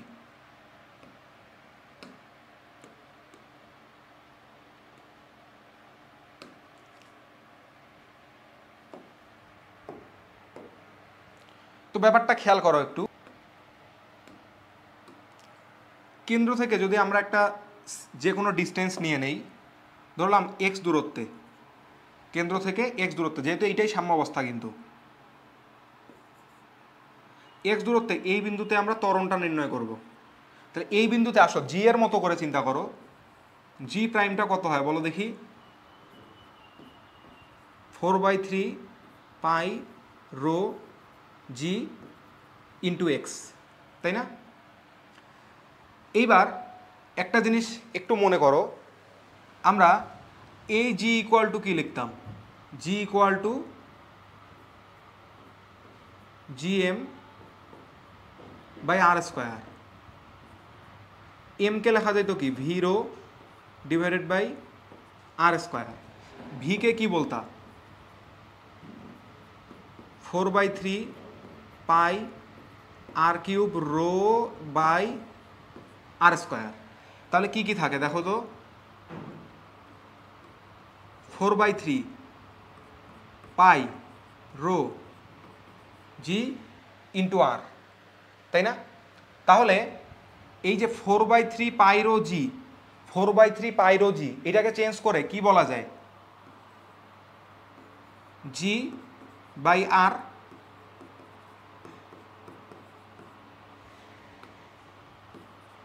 তাহলে এইখান থেকে আমরা কি বলতে পারি, এটাকেই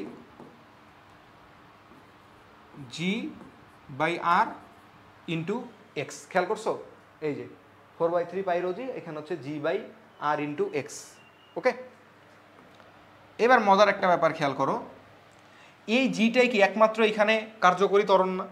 তাহলে আমরা কি বলতে পারি, f equal to m a equal to m g prime. আবার এফ ইকুয়াল টু আমরা কি জানি, কে এক্স। তাহলে আমরা এখান থেকে কি বলতে পারি, এম ইন্টু জি প্রাইম মানে কি, g by R into x equal to k x. দেখো তো এক্স এক্স বাদ যায় কিনা, এক্স এক্স বাদ, তাহলে কি থাকতেছে এখানে, m g by R equal to k. তাহলে k by m equal to কত, g by R, k by M. তাহলে আমরা ওমেগা ইকুয়াল টু কি জানি বলো তো, কৌণিক কম্পাঙ্ক, omega equal to root over K by M. তাহলে এইখান থেকে কি বলা যায়, root over G by R. এইবার আমরা time period T equal to কি 2 পাই বাই ওমেগা, তার মানে কি 2 pi divided by root over G by R, বা এখান থেকে আসতেছে 2 pi root over R by G. এইটা আমরা কি সরাসরি সূত্রে ইউজ করতে পারবো? অবভিয়াসলি পারবো, কেউ বাধা দিতে পারবে না। এটা এমন হচ্ছে পৃথিবীর ব্যাস বরাবর সুড়ঙ্গ খুঁড়ে যদি কোনো বস্তুকে ফেলে দেওয়া হয় তাহলে তার পর্যায়কাল। মজার ব্যাপার কি জানো, আমরা এইখানকার পর্যায়কাল যেইটা হবে, এই জায়গার পর্যায়কাল যদি টি হয়, আমরা যদি টানেলটা এই বরাবর কেটে দেই, এই যে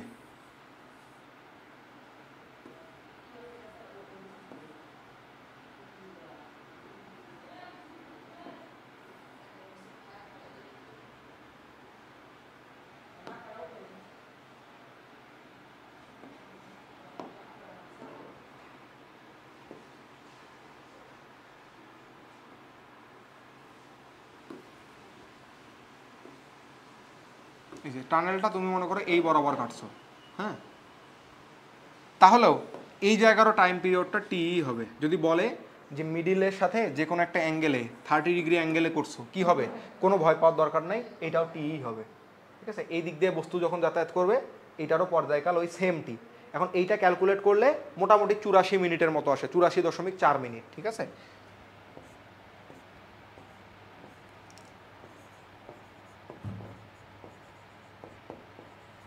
চার মিনিট। ঠিক আছে, এই যে করে দেখো, 2 × 3.1416 ইন্টু রুট ওভার আর এর মান 6400, তারপরে 3টা শূন্য বাই জি 9.8, এটা আসলো 5077.6 সেকেন্ড ডিভাইডেড বাই 60 দিয়ে দিলে 84.62 আসলো।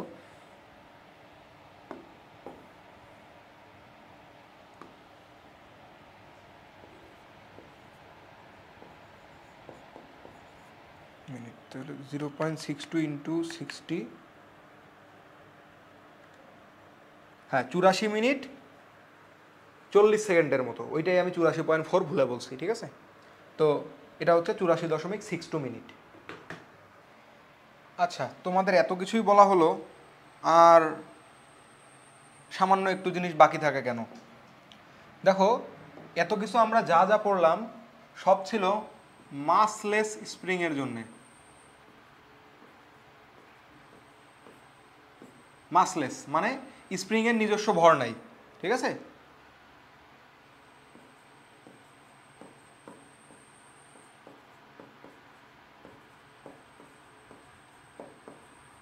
স্প্রিংয়ের নিজস্ব ভর নেই। এই অবস্থায় মনে করো স্প্রিংয়ের ভর থাকলো, তাহলে কি হবে?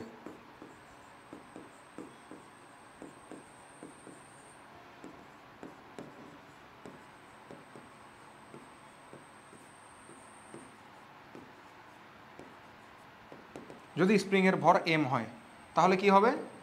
দেখো একটু, এটা এখানে আটকানো আছে,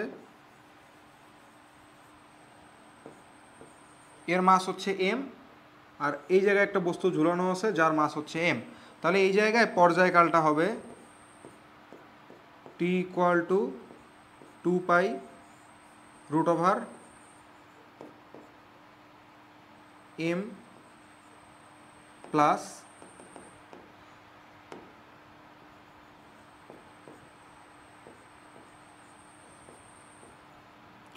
m/3 ডিভাইডেড বাই কে।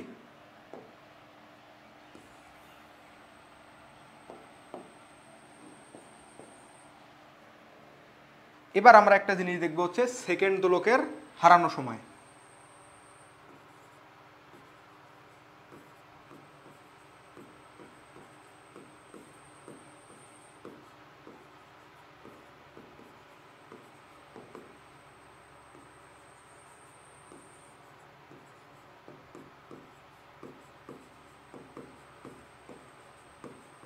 সময় হারানো বা সময় প্রাপ্তি।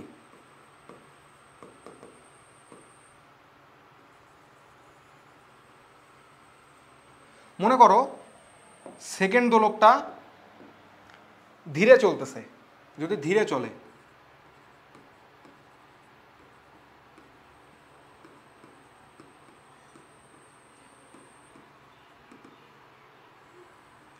আচ্ছা সেকেন্ড দোলক কি এইটা আগে বুঝে আসি, যে সেকেন্ড দোলক যে বলতেছি, সেকেন্ড দোলক মানে কি, এমন একটা দোলক যার পর্যায়কাল 2 সেকেন্ড। পর্যায়কাল কি জিনিস, এখান থেকে এখানে যেতে যেই সময় লাগে, নো, এখান থেকে এখানে আসলো তারপর আবার এখান থেকে এখানে ব্যাক করলো, এটা হচ্ছে পর্যায়কাল। তার মানে কি, এই যে একটা টিক এটা করতে 1 সেকেন্ড লাগবে, আবার একটা টক এটা করতে 1 সেকেন্ড লাগবে, টোটাল সামেশনটা হচ্ছে 2 সেকেন্ড। তার মানে কি আমরা কি বলতে পারি, সেকেন্ড দোলকের অর্ধ দোলনকাল হচ্ছে বা অর্ধ দোল সম্পন্ন করে 1 সেকেন্ডে, ঠিক তো নাকি? সরি, তার মানে যদি সে দিনে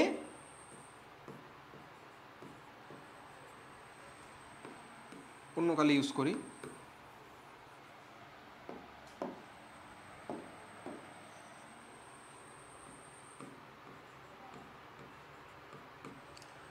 দিনে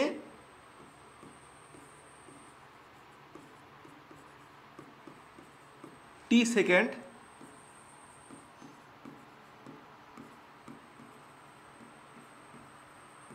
ধীরে চললে, আচ্ছা বলো তো, তোমার একটা কাজ করতে 1 ঘন্টা লাগতো, তুমি এখন দেখতেছো যে তোমার হারানো সময় হচ্ছে 30 মিনিট, তার মানে কি তোমার কাজটা করতে টোটাল 1 ঘন্টা প্লাস ওই হারানো সময়, টোটাল 1.5 ঘন্টা সময় লাগছে, ব্যাপারটা এরকমই তো নাকি?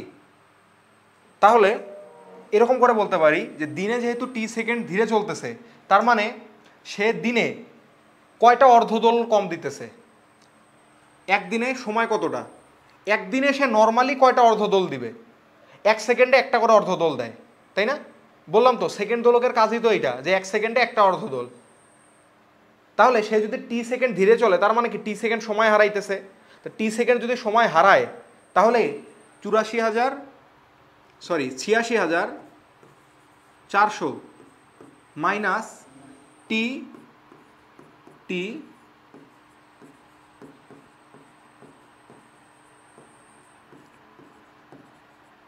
অর্ধদোলন দেয়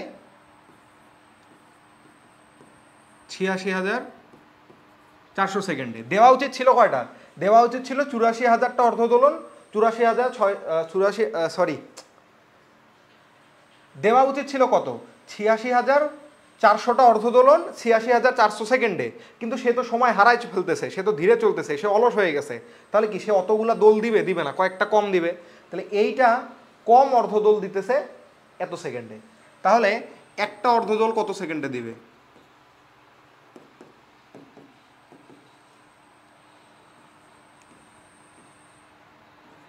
86,400 ডিভাইডেড বাই 86,400 মাইনাস টি সেকেন্ডে। এখন আমরা পর্যায়কাল কাকে বলি, দুইটা অর্ধদোলনের সময় কেনা, তাহলে দুইটি অর্ধদোলন দিবে 2 ইন্টু 86,400 ডিভাইডেড বাই 86,400 মাইনাস টি সেকেন্ডে। এখন এই দুইটা অর্ধদোলন দেওয়ার সময়কালকেই তো আমরা কি বলি, তার পর্যায়কাল, তাই না? তার মানে কি, তার পরিবর্তিত পর্যায়কাল T prime equal to 2 into 86,400 divided by 86,400 minus T. এখন আমরা যদি এখান থেকে টিটাই বের করার চেষ্টা করি, ঠিক আছে, যে কয়টা অর্ধদোল কম দিবে বা কতটুকু হারাবে সময়, তাহলে কি আসবে, একটু মনোযোগ দাও। এইটা কোথা থেকে পাইছিলাম বলো তো, এইটা ছিল তার টি, তাই না? এই জিনিসটা ছিল কি, তার টি, তার মানে T prime equal to 86,400 T divided by 86,400 minus T, এটা এইদিকে নিয়ে আসো,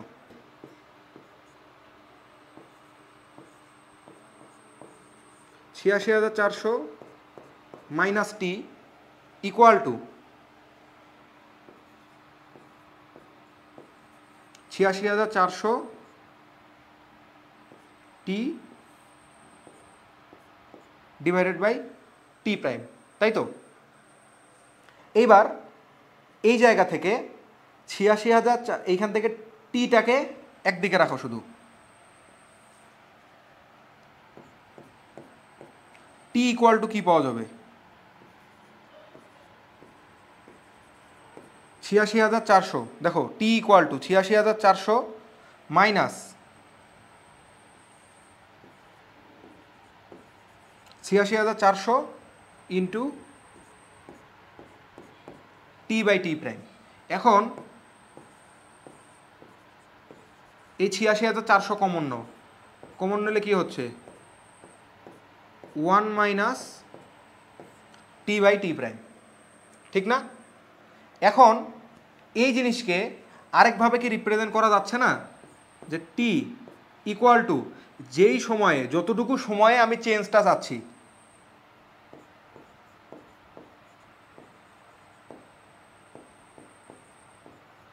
রিকোয়ার্ড টাইম, যে কত সময়ের মধ্যে আমি হারানো সময়টা চাচ্ছি, সেইটার সাথে আমরা করে দিব 1 minus T by T prime. কি বললাম? আমরা কতটুকু সময়ের মধ্যে হারানোর সময় চাচ্ছি। 1 ঘন্টায় যদি বলে 1 ঘন্টায় কতটুকু সময় হারাচ্ছে, তাহলে এখানে ৩৬০০ বসাবো। যদি বলে 2 ঘন্টায় কতটা সময় হারাচ্ছে, তখন এখানে তা বসাবো, ঠিক আছে? তারপর যদি বলে একদিনে, তখন এইটাই বসাবো। এখন এই জিনিসটা, এই টি এর আরেকটা পরিচয় আছে, টিকে এন দিয়েও প্রকাশ করা যায়। কয়টা অর্ধদোল কম দিচ্ছে সেটা যদি বলি, যে সে 5টা দোল কম দেয়। 5টা দোল কম দেওয়া মানে কি? অর্ধদোল 10টা কম দেওয়া, তাই না? তাহলে টি এর পরিচয় আরেকটা হচ্ছে n/2।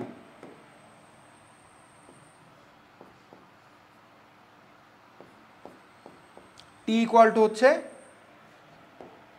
n/2 না, টি ইকুয়াল টু 2n।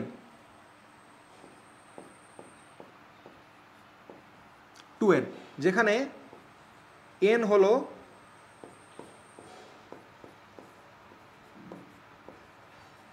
nটি দোল একটা নির্দিষ্ট সময় কম দেয়।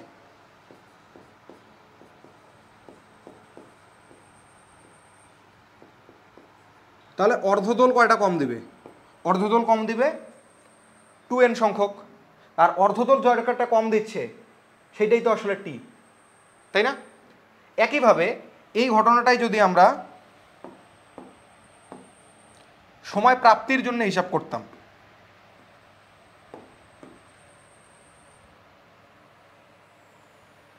এটা ছিল দোলক ধীরে চললে, এবার হচ্ছে দোলক দ্রুত চললে।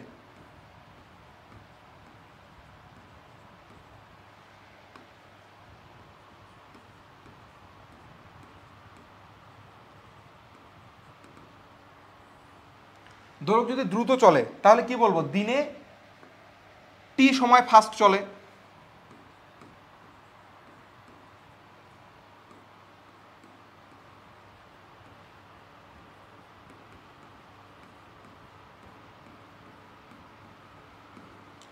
দিনে যদি টি সময় ফাস্ট চলে, তার মানে সে দোলন কয়টা দিবে? বুঝতেই পারতেছ, মুখে মুখে বলি, এইটা প্লাস টি দেওয়ার কথা ছিল এতগুলা, সে ফাস্ট চলতেছে, তার মানে কি আরো বেশি দিবে, তাই না? তখন এইখানে এই ইকুয়েশনটাই আসবে কি, এখানে শুধু প্লাস টি আসবে। এই যে টি প্রাইম ইকুয়াল টু ৮৬,৪০০ টি ডিভাইডেড বাই ৮৬,৪০০ প্লাস টি। তাহলে এখানে আর এই ক্যালকুলেশনটা করলাম না। টি প্রাইম ইকুয়াল টু ৮৬,৪০০ টি ডিভাইডেড বাই ৮৬,৪০০ প্লাস টি। এই টিটা বের করা আমাদের কাজ। তাহলে কি করতে পারি? ৮৬,৪০০ প্লাস টি ইকুয়াল টু ৮৬,৪০০ টি বাই টি প্রাইম। তার মানে টি ইকুয়াল টু আসবে ৮৬,৪০০ into T by T prime -1। এইটার ক্ষেত্রে কেসটা কি ছিল? যে টি প্রাইমটা বেড়ে গেছে, কারণ বললাম তো ধীরে চলবে, তার মানে কি ওর দোলনকাল বেড়ে গেছে। আর এইখানে কি দোলনকাল কমে গেছে, যার কারণে সে ফাস্ট চলতেছে। টি প্রাইম লেস দেন হচ্ছে টি। হ্যাঁ, তাহলে এইখান থেকে ওই যে টি ইকুয়াল টু আসতেছে যে required time into T by T prime minus 1।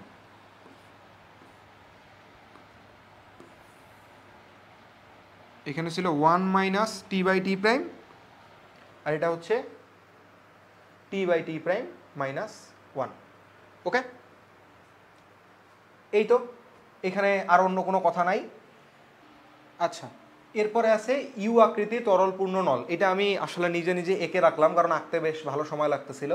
তো এইটার এইরকম যদি থাকে তাহলে এইটাও কিন্তু সিম্পল হারমোনিক মোশন করবে, কারণ তুমি যদি এখানে একটু ফু দাও তাহলে কি হবে, এইটা প্রথমে এইদিকে উঠে যাবে, তখন এই দিকের চাপটা বেড়ে যাবে, যার কারণে তখন আবার এই দিকের বলটা বাড়বে এবং এই দিকে তখন মুভ করবে। আবার এই জিনিসটা একটু ফু দিলে এরকম করে সিম্পল হারমোনিক মোশন নিয়ে অসিলেট করবে থাকবে। তো এটা টাইম পিরিয়ডটা কত হয়, টি ইকুয়াল টু 2π√L/g। এলটা কি, এল হচ্ছে এই যে এটা একদম তলদেশ থেকে পানির লেয়ারের উচ্চতাটা, দুইটা কিন্তু না, হ্যাঁ, এই যে এইটুকু, বুঝতে পারছি। আর আরেকটা আছে এই জিনিস, যে একটা স্প্রিং তার সাথে দুইটা ভর, একটা হচ্ছে M1 আরেকটা হচ্ছে M2। এগুলো ইসাক স্যারের বইয়ে আসার জন্য পড়াইতেছি, তাছাড়া পড়াইতাম না। এই অবস্থা যদি থাকে তখন এখানে একটা টার্ম আসে রিডিউসড মাস বা পরিমিত ভর। এই রিডিউসড মাসটা চলে আসে M1 M2 divided by M1 plus M2, আর পর্যায়কালটা আসে টি ইকুয়াল টু 2π√, এই যে মিউ ডিভাইডেড বাই কে। এই দুইটা তোমাদের বোঝা টোঝা কিচ্ছু লাগবে না, যদি মনে রাখতে চাও রাখতে পারো, পরীক্ষার হলে যদি আসে সরাসরি সূত্র বসাবা, ঠিক আছে। তো এই তো আমাদের পর্যাবৃত্ত গতির সকল থিওরি শেষ। এবার আমরা সরাসরি সৃজনশীল সমাধানে চলে যাব। 1 নম্বর সৃজনশীলে বলছে সানি ও রনি দুটি দোলক নিয়ে পরীক্ষা করছে। সানির দোলকটি সেকেন্ড দোলক, এটির ভর 50 গ্রাম এবং বিস্তার 10 সেন্টিমিটার। রনির দোলকটির ভর 10 গ্রাম এবং পর্যায়কাল 5 সেকেন্ড, বিস্তার 7 সেন্টিমিটার।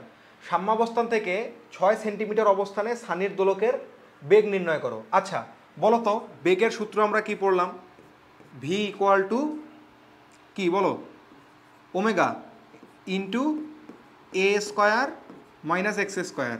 এটা কি ছিল, সাম্যাবস্থান থেকে দূরত্ব। এখানেও সাম্যাবস্থান থেকেই বলে দিছে 6 সেন্টিমিটার দূরত্বে। ওকে, এইবার এই ওমেগাটা দরকার। এখন বলো তো, এই ওমেগা মানে আমরা কি জানি, 2π ডিভাইডেড বাই তার পর্যায়কাল। এখন এখান থেকে আসো পর্যায়কালটা বের করে নাও। কি বলছে, সানির দোলকটি একটি সেকেন্ড দোলক, তাহলে সেকেন্ড দোলকের পর্যায়কাল কত, 2 সেকেন্ড। তাহলে আমরা কি বলতে পারি, 2π ডিভাইডেড বাই 2, তার মানে শুধু পাই। তাহলে এখানে কি দাঁড়াচ্ছে, পাই ইন্টু এ স্কোয়ার, কত, বিস্তার হচ্ছে 10 সেন্টিমিটার, এই যে বিস্তার 10, তারপর সেকেন্ড দোলক, তারপর 6 সেন্টিমিটার। এখন শুধু মানটা বসায় দাও, তাহলে কি হচ্ছে, এখানে 10 সেন্টিমিটার তার মানে 0.1 মিটার মাইনাস 0.06 স্কোয়ার, ক্যালকুলেটরে দিলেই মান চলে আসবে। ইউনিটটা কিসে হবে, মিটার পার সেকেন্ডে। আশা করি বুঝছি। এরপরে সানি ও রনি উভয় দোলকের মধ্যে কার দোলকের শক্তি বেশি। আচ্ছা, শক্তির কথা যেহেতু বলছে, তাহলে আসো আমরা শক্তির জন্যে কি লিখব, এনার্জি 1 ইকুয়াল টু, মোট শক্তিটার কথাই বলতেছে, হাফ কে এ স্কোয়ার। এখন কে এ স্কোয়ারের জায়গায় half m omega square A square বলাই যায়। এখন আসো, ওয়ান মানে কি, সানিরটার ভর কত, 50 গ্রাম, তার মানে 50 ইন্টু 10⁻³ সানিরটার সেকেন্ড দোলক মানে কি, ওমেগা মানে 2π/t, তার মানে 2π divided by 2 square into A square, 10 centimetre ছিল বিস্তার, তার মানে 0.1 স্কোয়ার, এই যে এত জুল। এবার E2টা বের করে নাও, এটা হচ্ছে রনির নাকি, হ্যাঁ রনি, তাহলে হাফ এম ওমেগা মানে 2π/t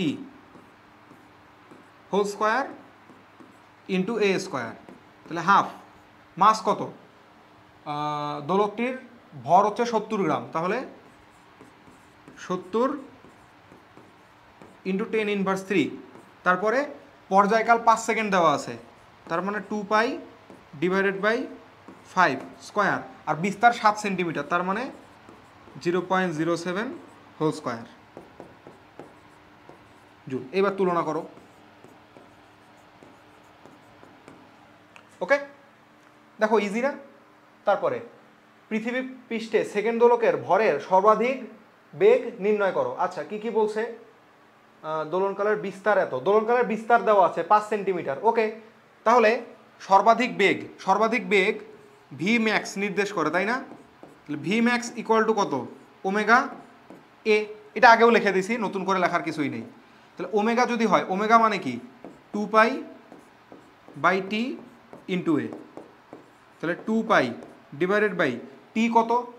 সেকেন্ড দোলক, তার মানে 2 সেকেন্ড, ইন্টু এ কত? 5 সেন্টিমিটার, তার মানে 5 ইন্টু 10⁻2 মিটার পার সেকেন্ড। বাকিটা করে নাও।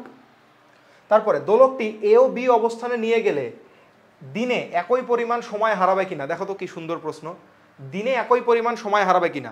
তার মানে কি দুই জায়গায় আমার পর্যায়কালটাকে বের করে নিতে হবে। তাহলে আসো, প্রথমবার কেন্দ্র হতে এত দূরে একটি অবস্থানে, পৃথিবীর কেন্দ্র হতে এই দুইটা দূরত্বে নিয়ে গেছো, কেন্দ্র হতে। তাহলে কেন্দ্র হতে এত দূরে কি হবে দোলনকাল, আর কেন্দ্র ধরে এত দূরে কি হবে, সেই দুইটা জিনিস আমরা বের করব। আচ্ছা, তাহলে আসো, প্রথমবার আমরা সূত্রটা পড়ছিলাম কি নিয়ে? ডি নিয়ে, তাই না?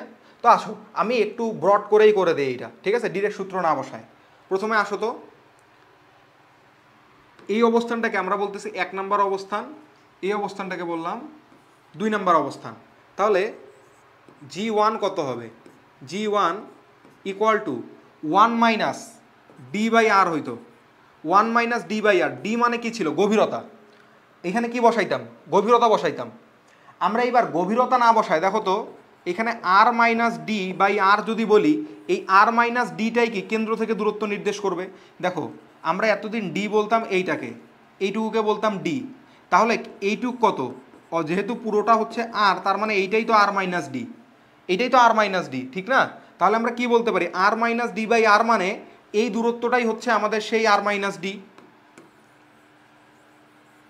তাহলে আমরা এখানে সরাসরি বসাইতে পারবো, এই দূরত্বটাকে যদি বলি x1, তাহলে x1/r ইন্টু জি, বা G1 ইকুয়াল টু x1 মানে কত? 2/3r, তাহলে 2/3 ইন্টু জি। এখন আসো, আমরা কি জানি? t প্রপোর্শনাল টু 1/√g, ঠিক না? তাহলে আমরা t'/t এটাকে কি বলতে পারি? t'/t হবে g/g', √g/g'। এখন শুধু এই মানটা বসায় দাও। g/g' কত? এই যে দেখো, g/g', g'-টাই তো g1, তাই না? এই যে g/g' কত হবে? 3/2, √3/2। t'/tটা পেয়ে গেলাম, এটা থাকুক, এমনই থাকুক।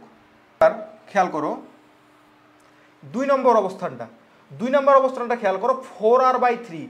4r/3 মানে কি বলতো? 1.33r। এই 1.33r এই অবস্থানটা কি পৃথিবীর ভেতরে নাকি বাইরে? নিজেই খেয়াল করো, এই পুরোটা হচ্ছে আর, এটা আছে 1.33, তার মানে এটা অবভিয়াসলি বাইরে। কতটা বাইরে সেটা বের করা যায়, তাই না? কতটা উচ্চতায় আছে? তাহলে আমরা এখানে বলতে পারি যে h equal to 4r/3 minus r equal to কত হবে? r/3, তাই না? এখন তাহলে ওই বিন্দুতে G2 বলো, G2 ইকুয়াল টু কত হবে? G/1 minus h/r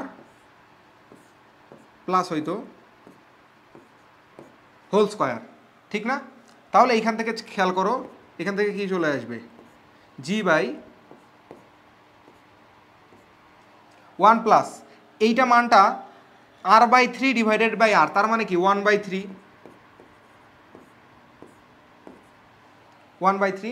whole square.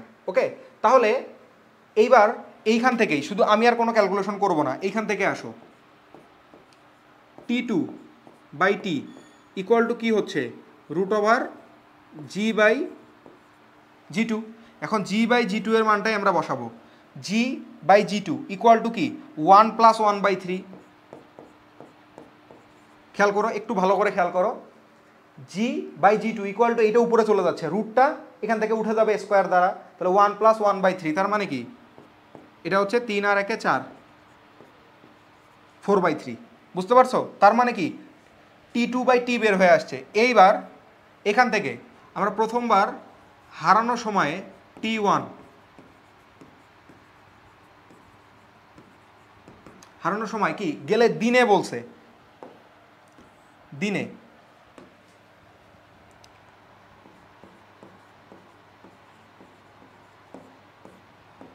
এখন মনে করে দেখো হারানোর সময় টি এর ফর্মুলাটা কী ছিল, প্রথম ক্ষেত্রে আমি T1 বলছি, রিকোয়ার্ড টাইম, এবার রিকোয়ার্ড টাইমটা কত 86400 ইন্টু কী ছিল 1 মাইনাস T/T প্রাইম, তার মানে কি T/T প্রাইম মানে হচ্ছে T/T1, তারপরেরটায় T2, এটা কত একদিনে যেহেতু, তাহলে 86400 ইন্টু 1 মাইনাস T/T2। এখন শুধু মানগুলো বসায় দাও, 86400 ইন্টু 1 মাইনাস T/T2টা কত, T/T2 এটা হচ্ছে 3/4, আর এটা কত আসবে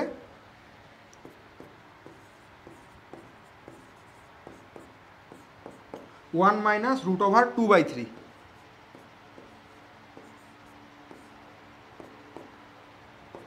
এবার আমরা দুইটা একটু ক্যালকুলেট করে দেখি কত কত আসে। 86400 ইন্টু 1 মাইনাস √2/3,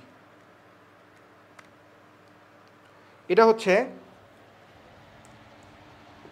15854.7 সেকেন্ড, আর এটা আসতেছে 86400 1 মাইনাস,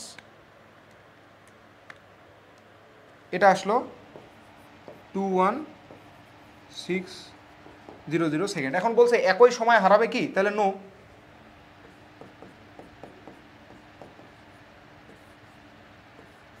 হারানোর সময়টা সেম নয়। আশা করি পুরো অঙ্কটা ক্লিয়ার। তোমাদের মনে কোশ্চেন আসতে পারে এই সূত্র ইউজ করতে পারবো কিনা, হ্যাঁ পারবা, কারণ এগুলো ইসাক স্যারের বইয়ের সূত্র, ঠিক আছে। যদি এইটা ইউজ করতে কষ্ট হয় তুমি এই কাজ করো, এই যে T'/T equal to 86400 by 86400 minus T, এই জিনিস ইউজ করবা, এখান থেকে টি এর মান বের করবা, এইটাই আসবে, কোনো চিন্তা নেই, শেখাটা কাজ এখানে।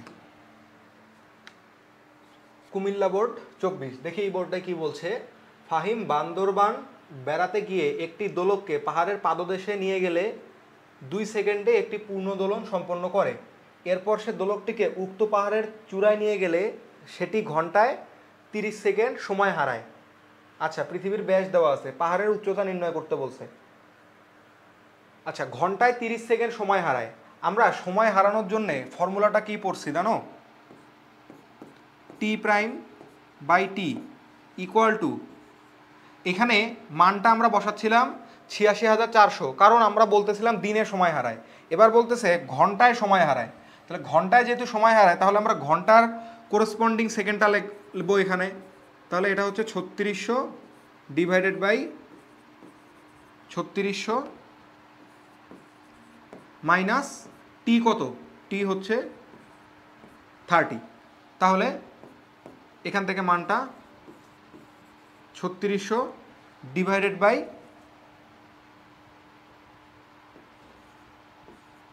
3570, এরপরে পাহাড়ের উচ্চতা নির্ণয়ের জন্য সূত্র আমরা কি পড়ছি, H equal to T prime by T minus one into R. এখন শুধু এই মানটা বসায় দাও, 3600 divided by 3570 minus one into পৃথিবীর ব্যাস দেওয়া আছে, তো তাহলে ব্যাসার্ধ কত, এই যে 12800 ডিভাইডেড বাই 2। এখান থেকে কিন্তু মান বের হয়ে আসবে কিলোমিটার এককে। বুঝতে পারছি? এটাই হলো পাহাড়ের উচ্চতা। দ্বিতীয় প্রশ্নটা কি বলছে, পাহাড়ের চূড়ায় দোলকটির দোলনকাল অপরিবর্তিত রাখতে কি ব্যবস্থা নিতে হবে। আচ্ছা, তাহলে খেয়াল করে দেখো, আমরা তো এর আগে এই রিলেশনটা পেলাম যে T prime by T equal to 3600 by 3570, ঠিক না? এর মানে কি, অবশ্যই টি প্রাইম গ্রেটার দেন টি হয়ে গেছে, অর্থাৎ উপরে গিয়ে দোলনকাল বেড়ে গেছে। এই দোলনকালটা কেন বেড়ে গেল, এইটার রিজনটা একটু খুঁজি। আমরা কি জানি, T equal to 2 pi root over L by G. পাহাড়ের চূড়ায় জিটা গেছিল কমে, জিটা কমে যাওয়ার কারণে ওইখানে তার টিটা বেড়ে গেছিল। এখন আমরা কি বলছি, যে এই টিটাকে আমরা বাড়তে দিব না, অর্থাৎ চূড়ায় যেই টি, পাহাড়ের পাদদেশেও একই টি। এখন এই দুইটা টি সেম রাখার জন্য কি ধরনের ব্যবস্থা নেওয়া যায়, চিন্তা করো তো, একটু চিন্তা করো। এই যে 2 পাই কনস্ট্যান্ট টার্ম, রুট ওভারের কোনো কাজ নাই, এই এল বাই জি এই রেশিওটা চূড়ায়ও যা পাদদেশেও তা যদি থাকে, তাহলে তো বলতে পারবো যে দুই জায়গায় টাইম পিরিয়ড সেম, তাই না? এই যে রেশিওটা, এই রেশিওটা তার মানে দুই জায়গায় সেম রাখতে হবে, অর্থাৎ এল বাই জি যেটা হবে সেই একইটা এল বাই জি প্রাইম করতে হবে। এখান থেকে আমরা বলতে পারি L prime by L equal to G prime by G. এবার জি প্রাইম আর জি এর মধ্যে সম্পর্ক কেমন ছিল একটু খেয়াল করে দেখো, যে T prime by T equal to ছিল root over G by G prime.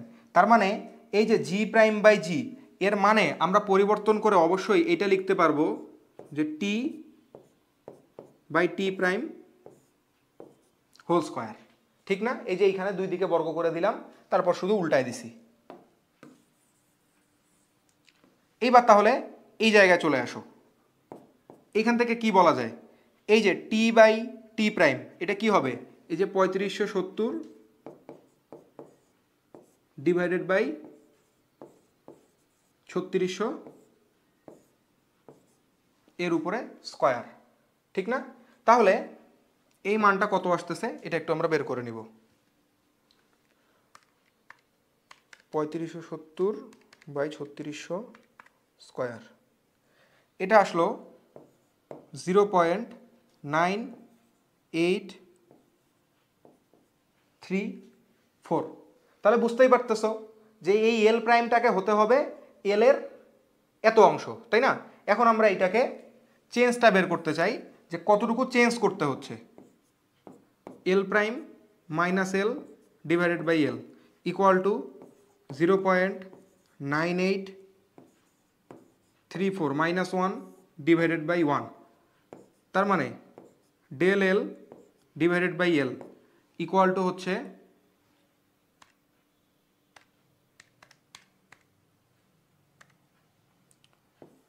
0.016597 negative.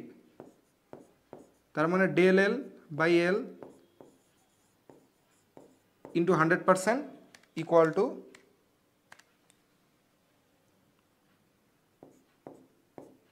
Minus 1.6597%। তা এর মানে কি, আমরা যদি সুতার দৈর্ঘ্যটাকে এত পার্সেন্ট হ্রাস করে দেই, সুতার দৈর্ঘ্য এত পার্সেন্ট হ্রাস করলে দোলনকালটা অপরিবর্তিত থাকবে। বুঝো জিনিসটা, উপরে গিয়ে কি হয়েছিল, জিটা কমে গেছিল, জি কমে যাওয়ায় টি বেড়ে গেছে। আচ্ছা টি যদি বেড়ে যায় তাহলে টিকে কমানোর জন্য এলকে আরও ছোট করে দিতে হবে। যে এলটা নিচে ছিল ওই সেম এলটাই তো উপরে গেছিল, তারপরে কি করবো, মনে করো সুতা বাঁধা ছিল, সুতার একটা আঙ্গুলে পেঁচায় নিয়ে তারপর দোলাইলাম, সুতার দৈর্ঘ্য ছোট হয়ে আসলো, তখন দেখবো দোলনকাল আবারও 2 সেকেন্ডই পাচ্ছি আমরা। ব্যাপারটা বোঝা গেছে? তাহলে কি করতে হবে, যে সুতার দৈর্ঘ্য এই পরিমাণ হ্রাস করতে হবে।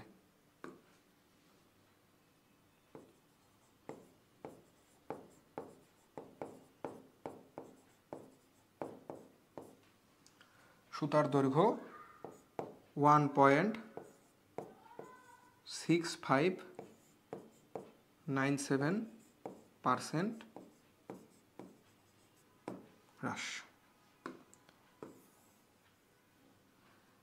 তোমরা এটা আরেকটা অ্যাপ্রোচও যাইতা, ওই অ্যাপ্রোচটা বড় হইতো, এটা দেখো কতটুকু ছোট হয়ে আসলো না, খালি রেশিও নিয়ে আমরা করলাম, বারবার অনুপাত নিয়ে করলাম, হয়ে গেল। তোমরা এটা করতে পারতা যে ভূপৃষ্ঠে সরলদোলকের দৈর্ঘ্য কত আসে, এলটা কত, ভূপৃষ্ঠে 0.994 মিটার, এইটা যখন উপরে যায় সে উপরে কতটুকু কমাইতে হবে দোলনকালটা 2 সেকেন্ড আনার জন্য, ওইখানে জিটা বের করে নিবা যে পাহাড়ের উপরে জি কত, সেই জি এর জন্য এল এর মানটা বের করবা, আরেকবার এইটাকে 2 ধরবা, এখানে এল এর মানটা বের করবা, তারপরে চেঞ্জটা বের করবা যে কতটুকু কমাইতে হইলো, একই উত্তর আসবে, কোনো চিন্তা নাই। ওকে, ওইটা একটু বড় হবে আর কি, এটা ইজিলি হয়ে গেল।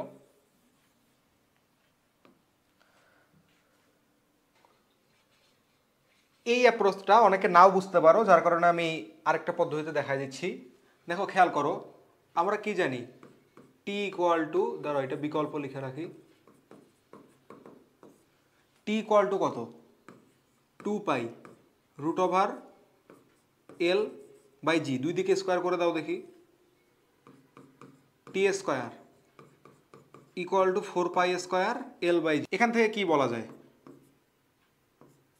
এল equal to G T square by 4 pi square, মানগুলো বসায় দাও, এটা ভূপৃষ্ঠে 9.8 into 2 square by 4 into 3.1416 square, ঠিক আছে। তারপরে একইভাবে এল প্রাইম ইকুয়াল টু, এটা অন্য আরেকটা গ্রাভিটির জন্য, ওই উপরে গিয়েও টাইম পিরিয়ড সেম কিন্তু গ্রাভিটি তো চেঞ্জ হচ্ছে, তাই G prime T square by 4 pi square. এখন এই জি প্রাইমটা তো বের করা হয় নাই, তাই না? তো আমরা এই জিনিস তো দেখলাম যে এইচ ইকুয়াল টু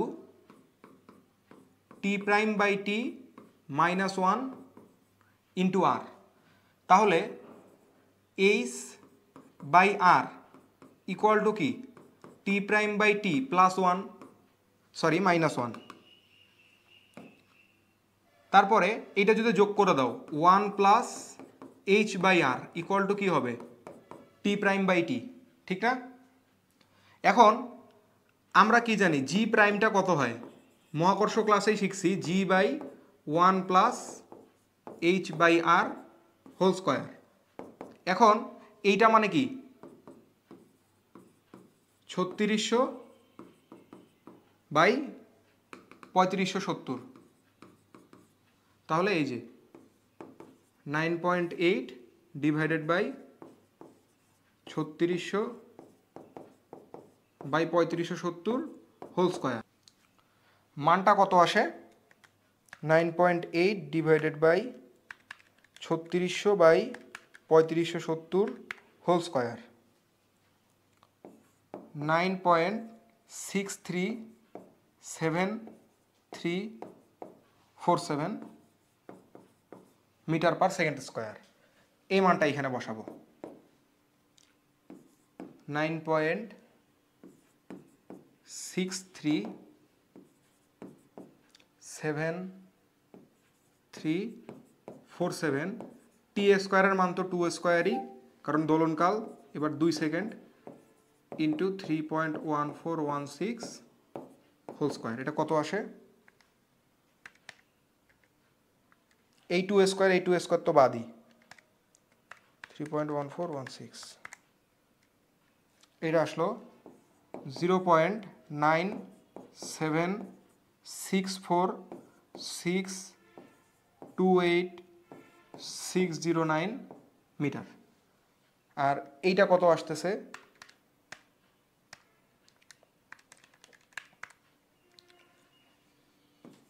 0.9929429,558 মিটার।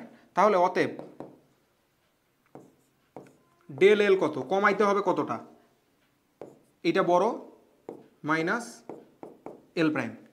তাহলে এই যে অ্যান্সার -0.9764628609, তাহলে এইটা হচ্ছে 0.016480094992 মিটার। এখন যদি পার্সেন্ট চেঞ্জ চাই তাহলে কি করতে হবে, ডেল এল বাই তার অরিজিনালটা, এলটা ছিল তার অরিজিনাল, তাই এখানে হবে 0.016480094992 ডিভাইডেড বাই তার অরিজিনালটা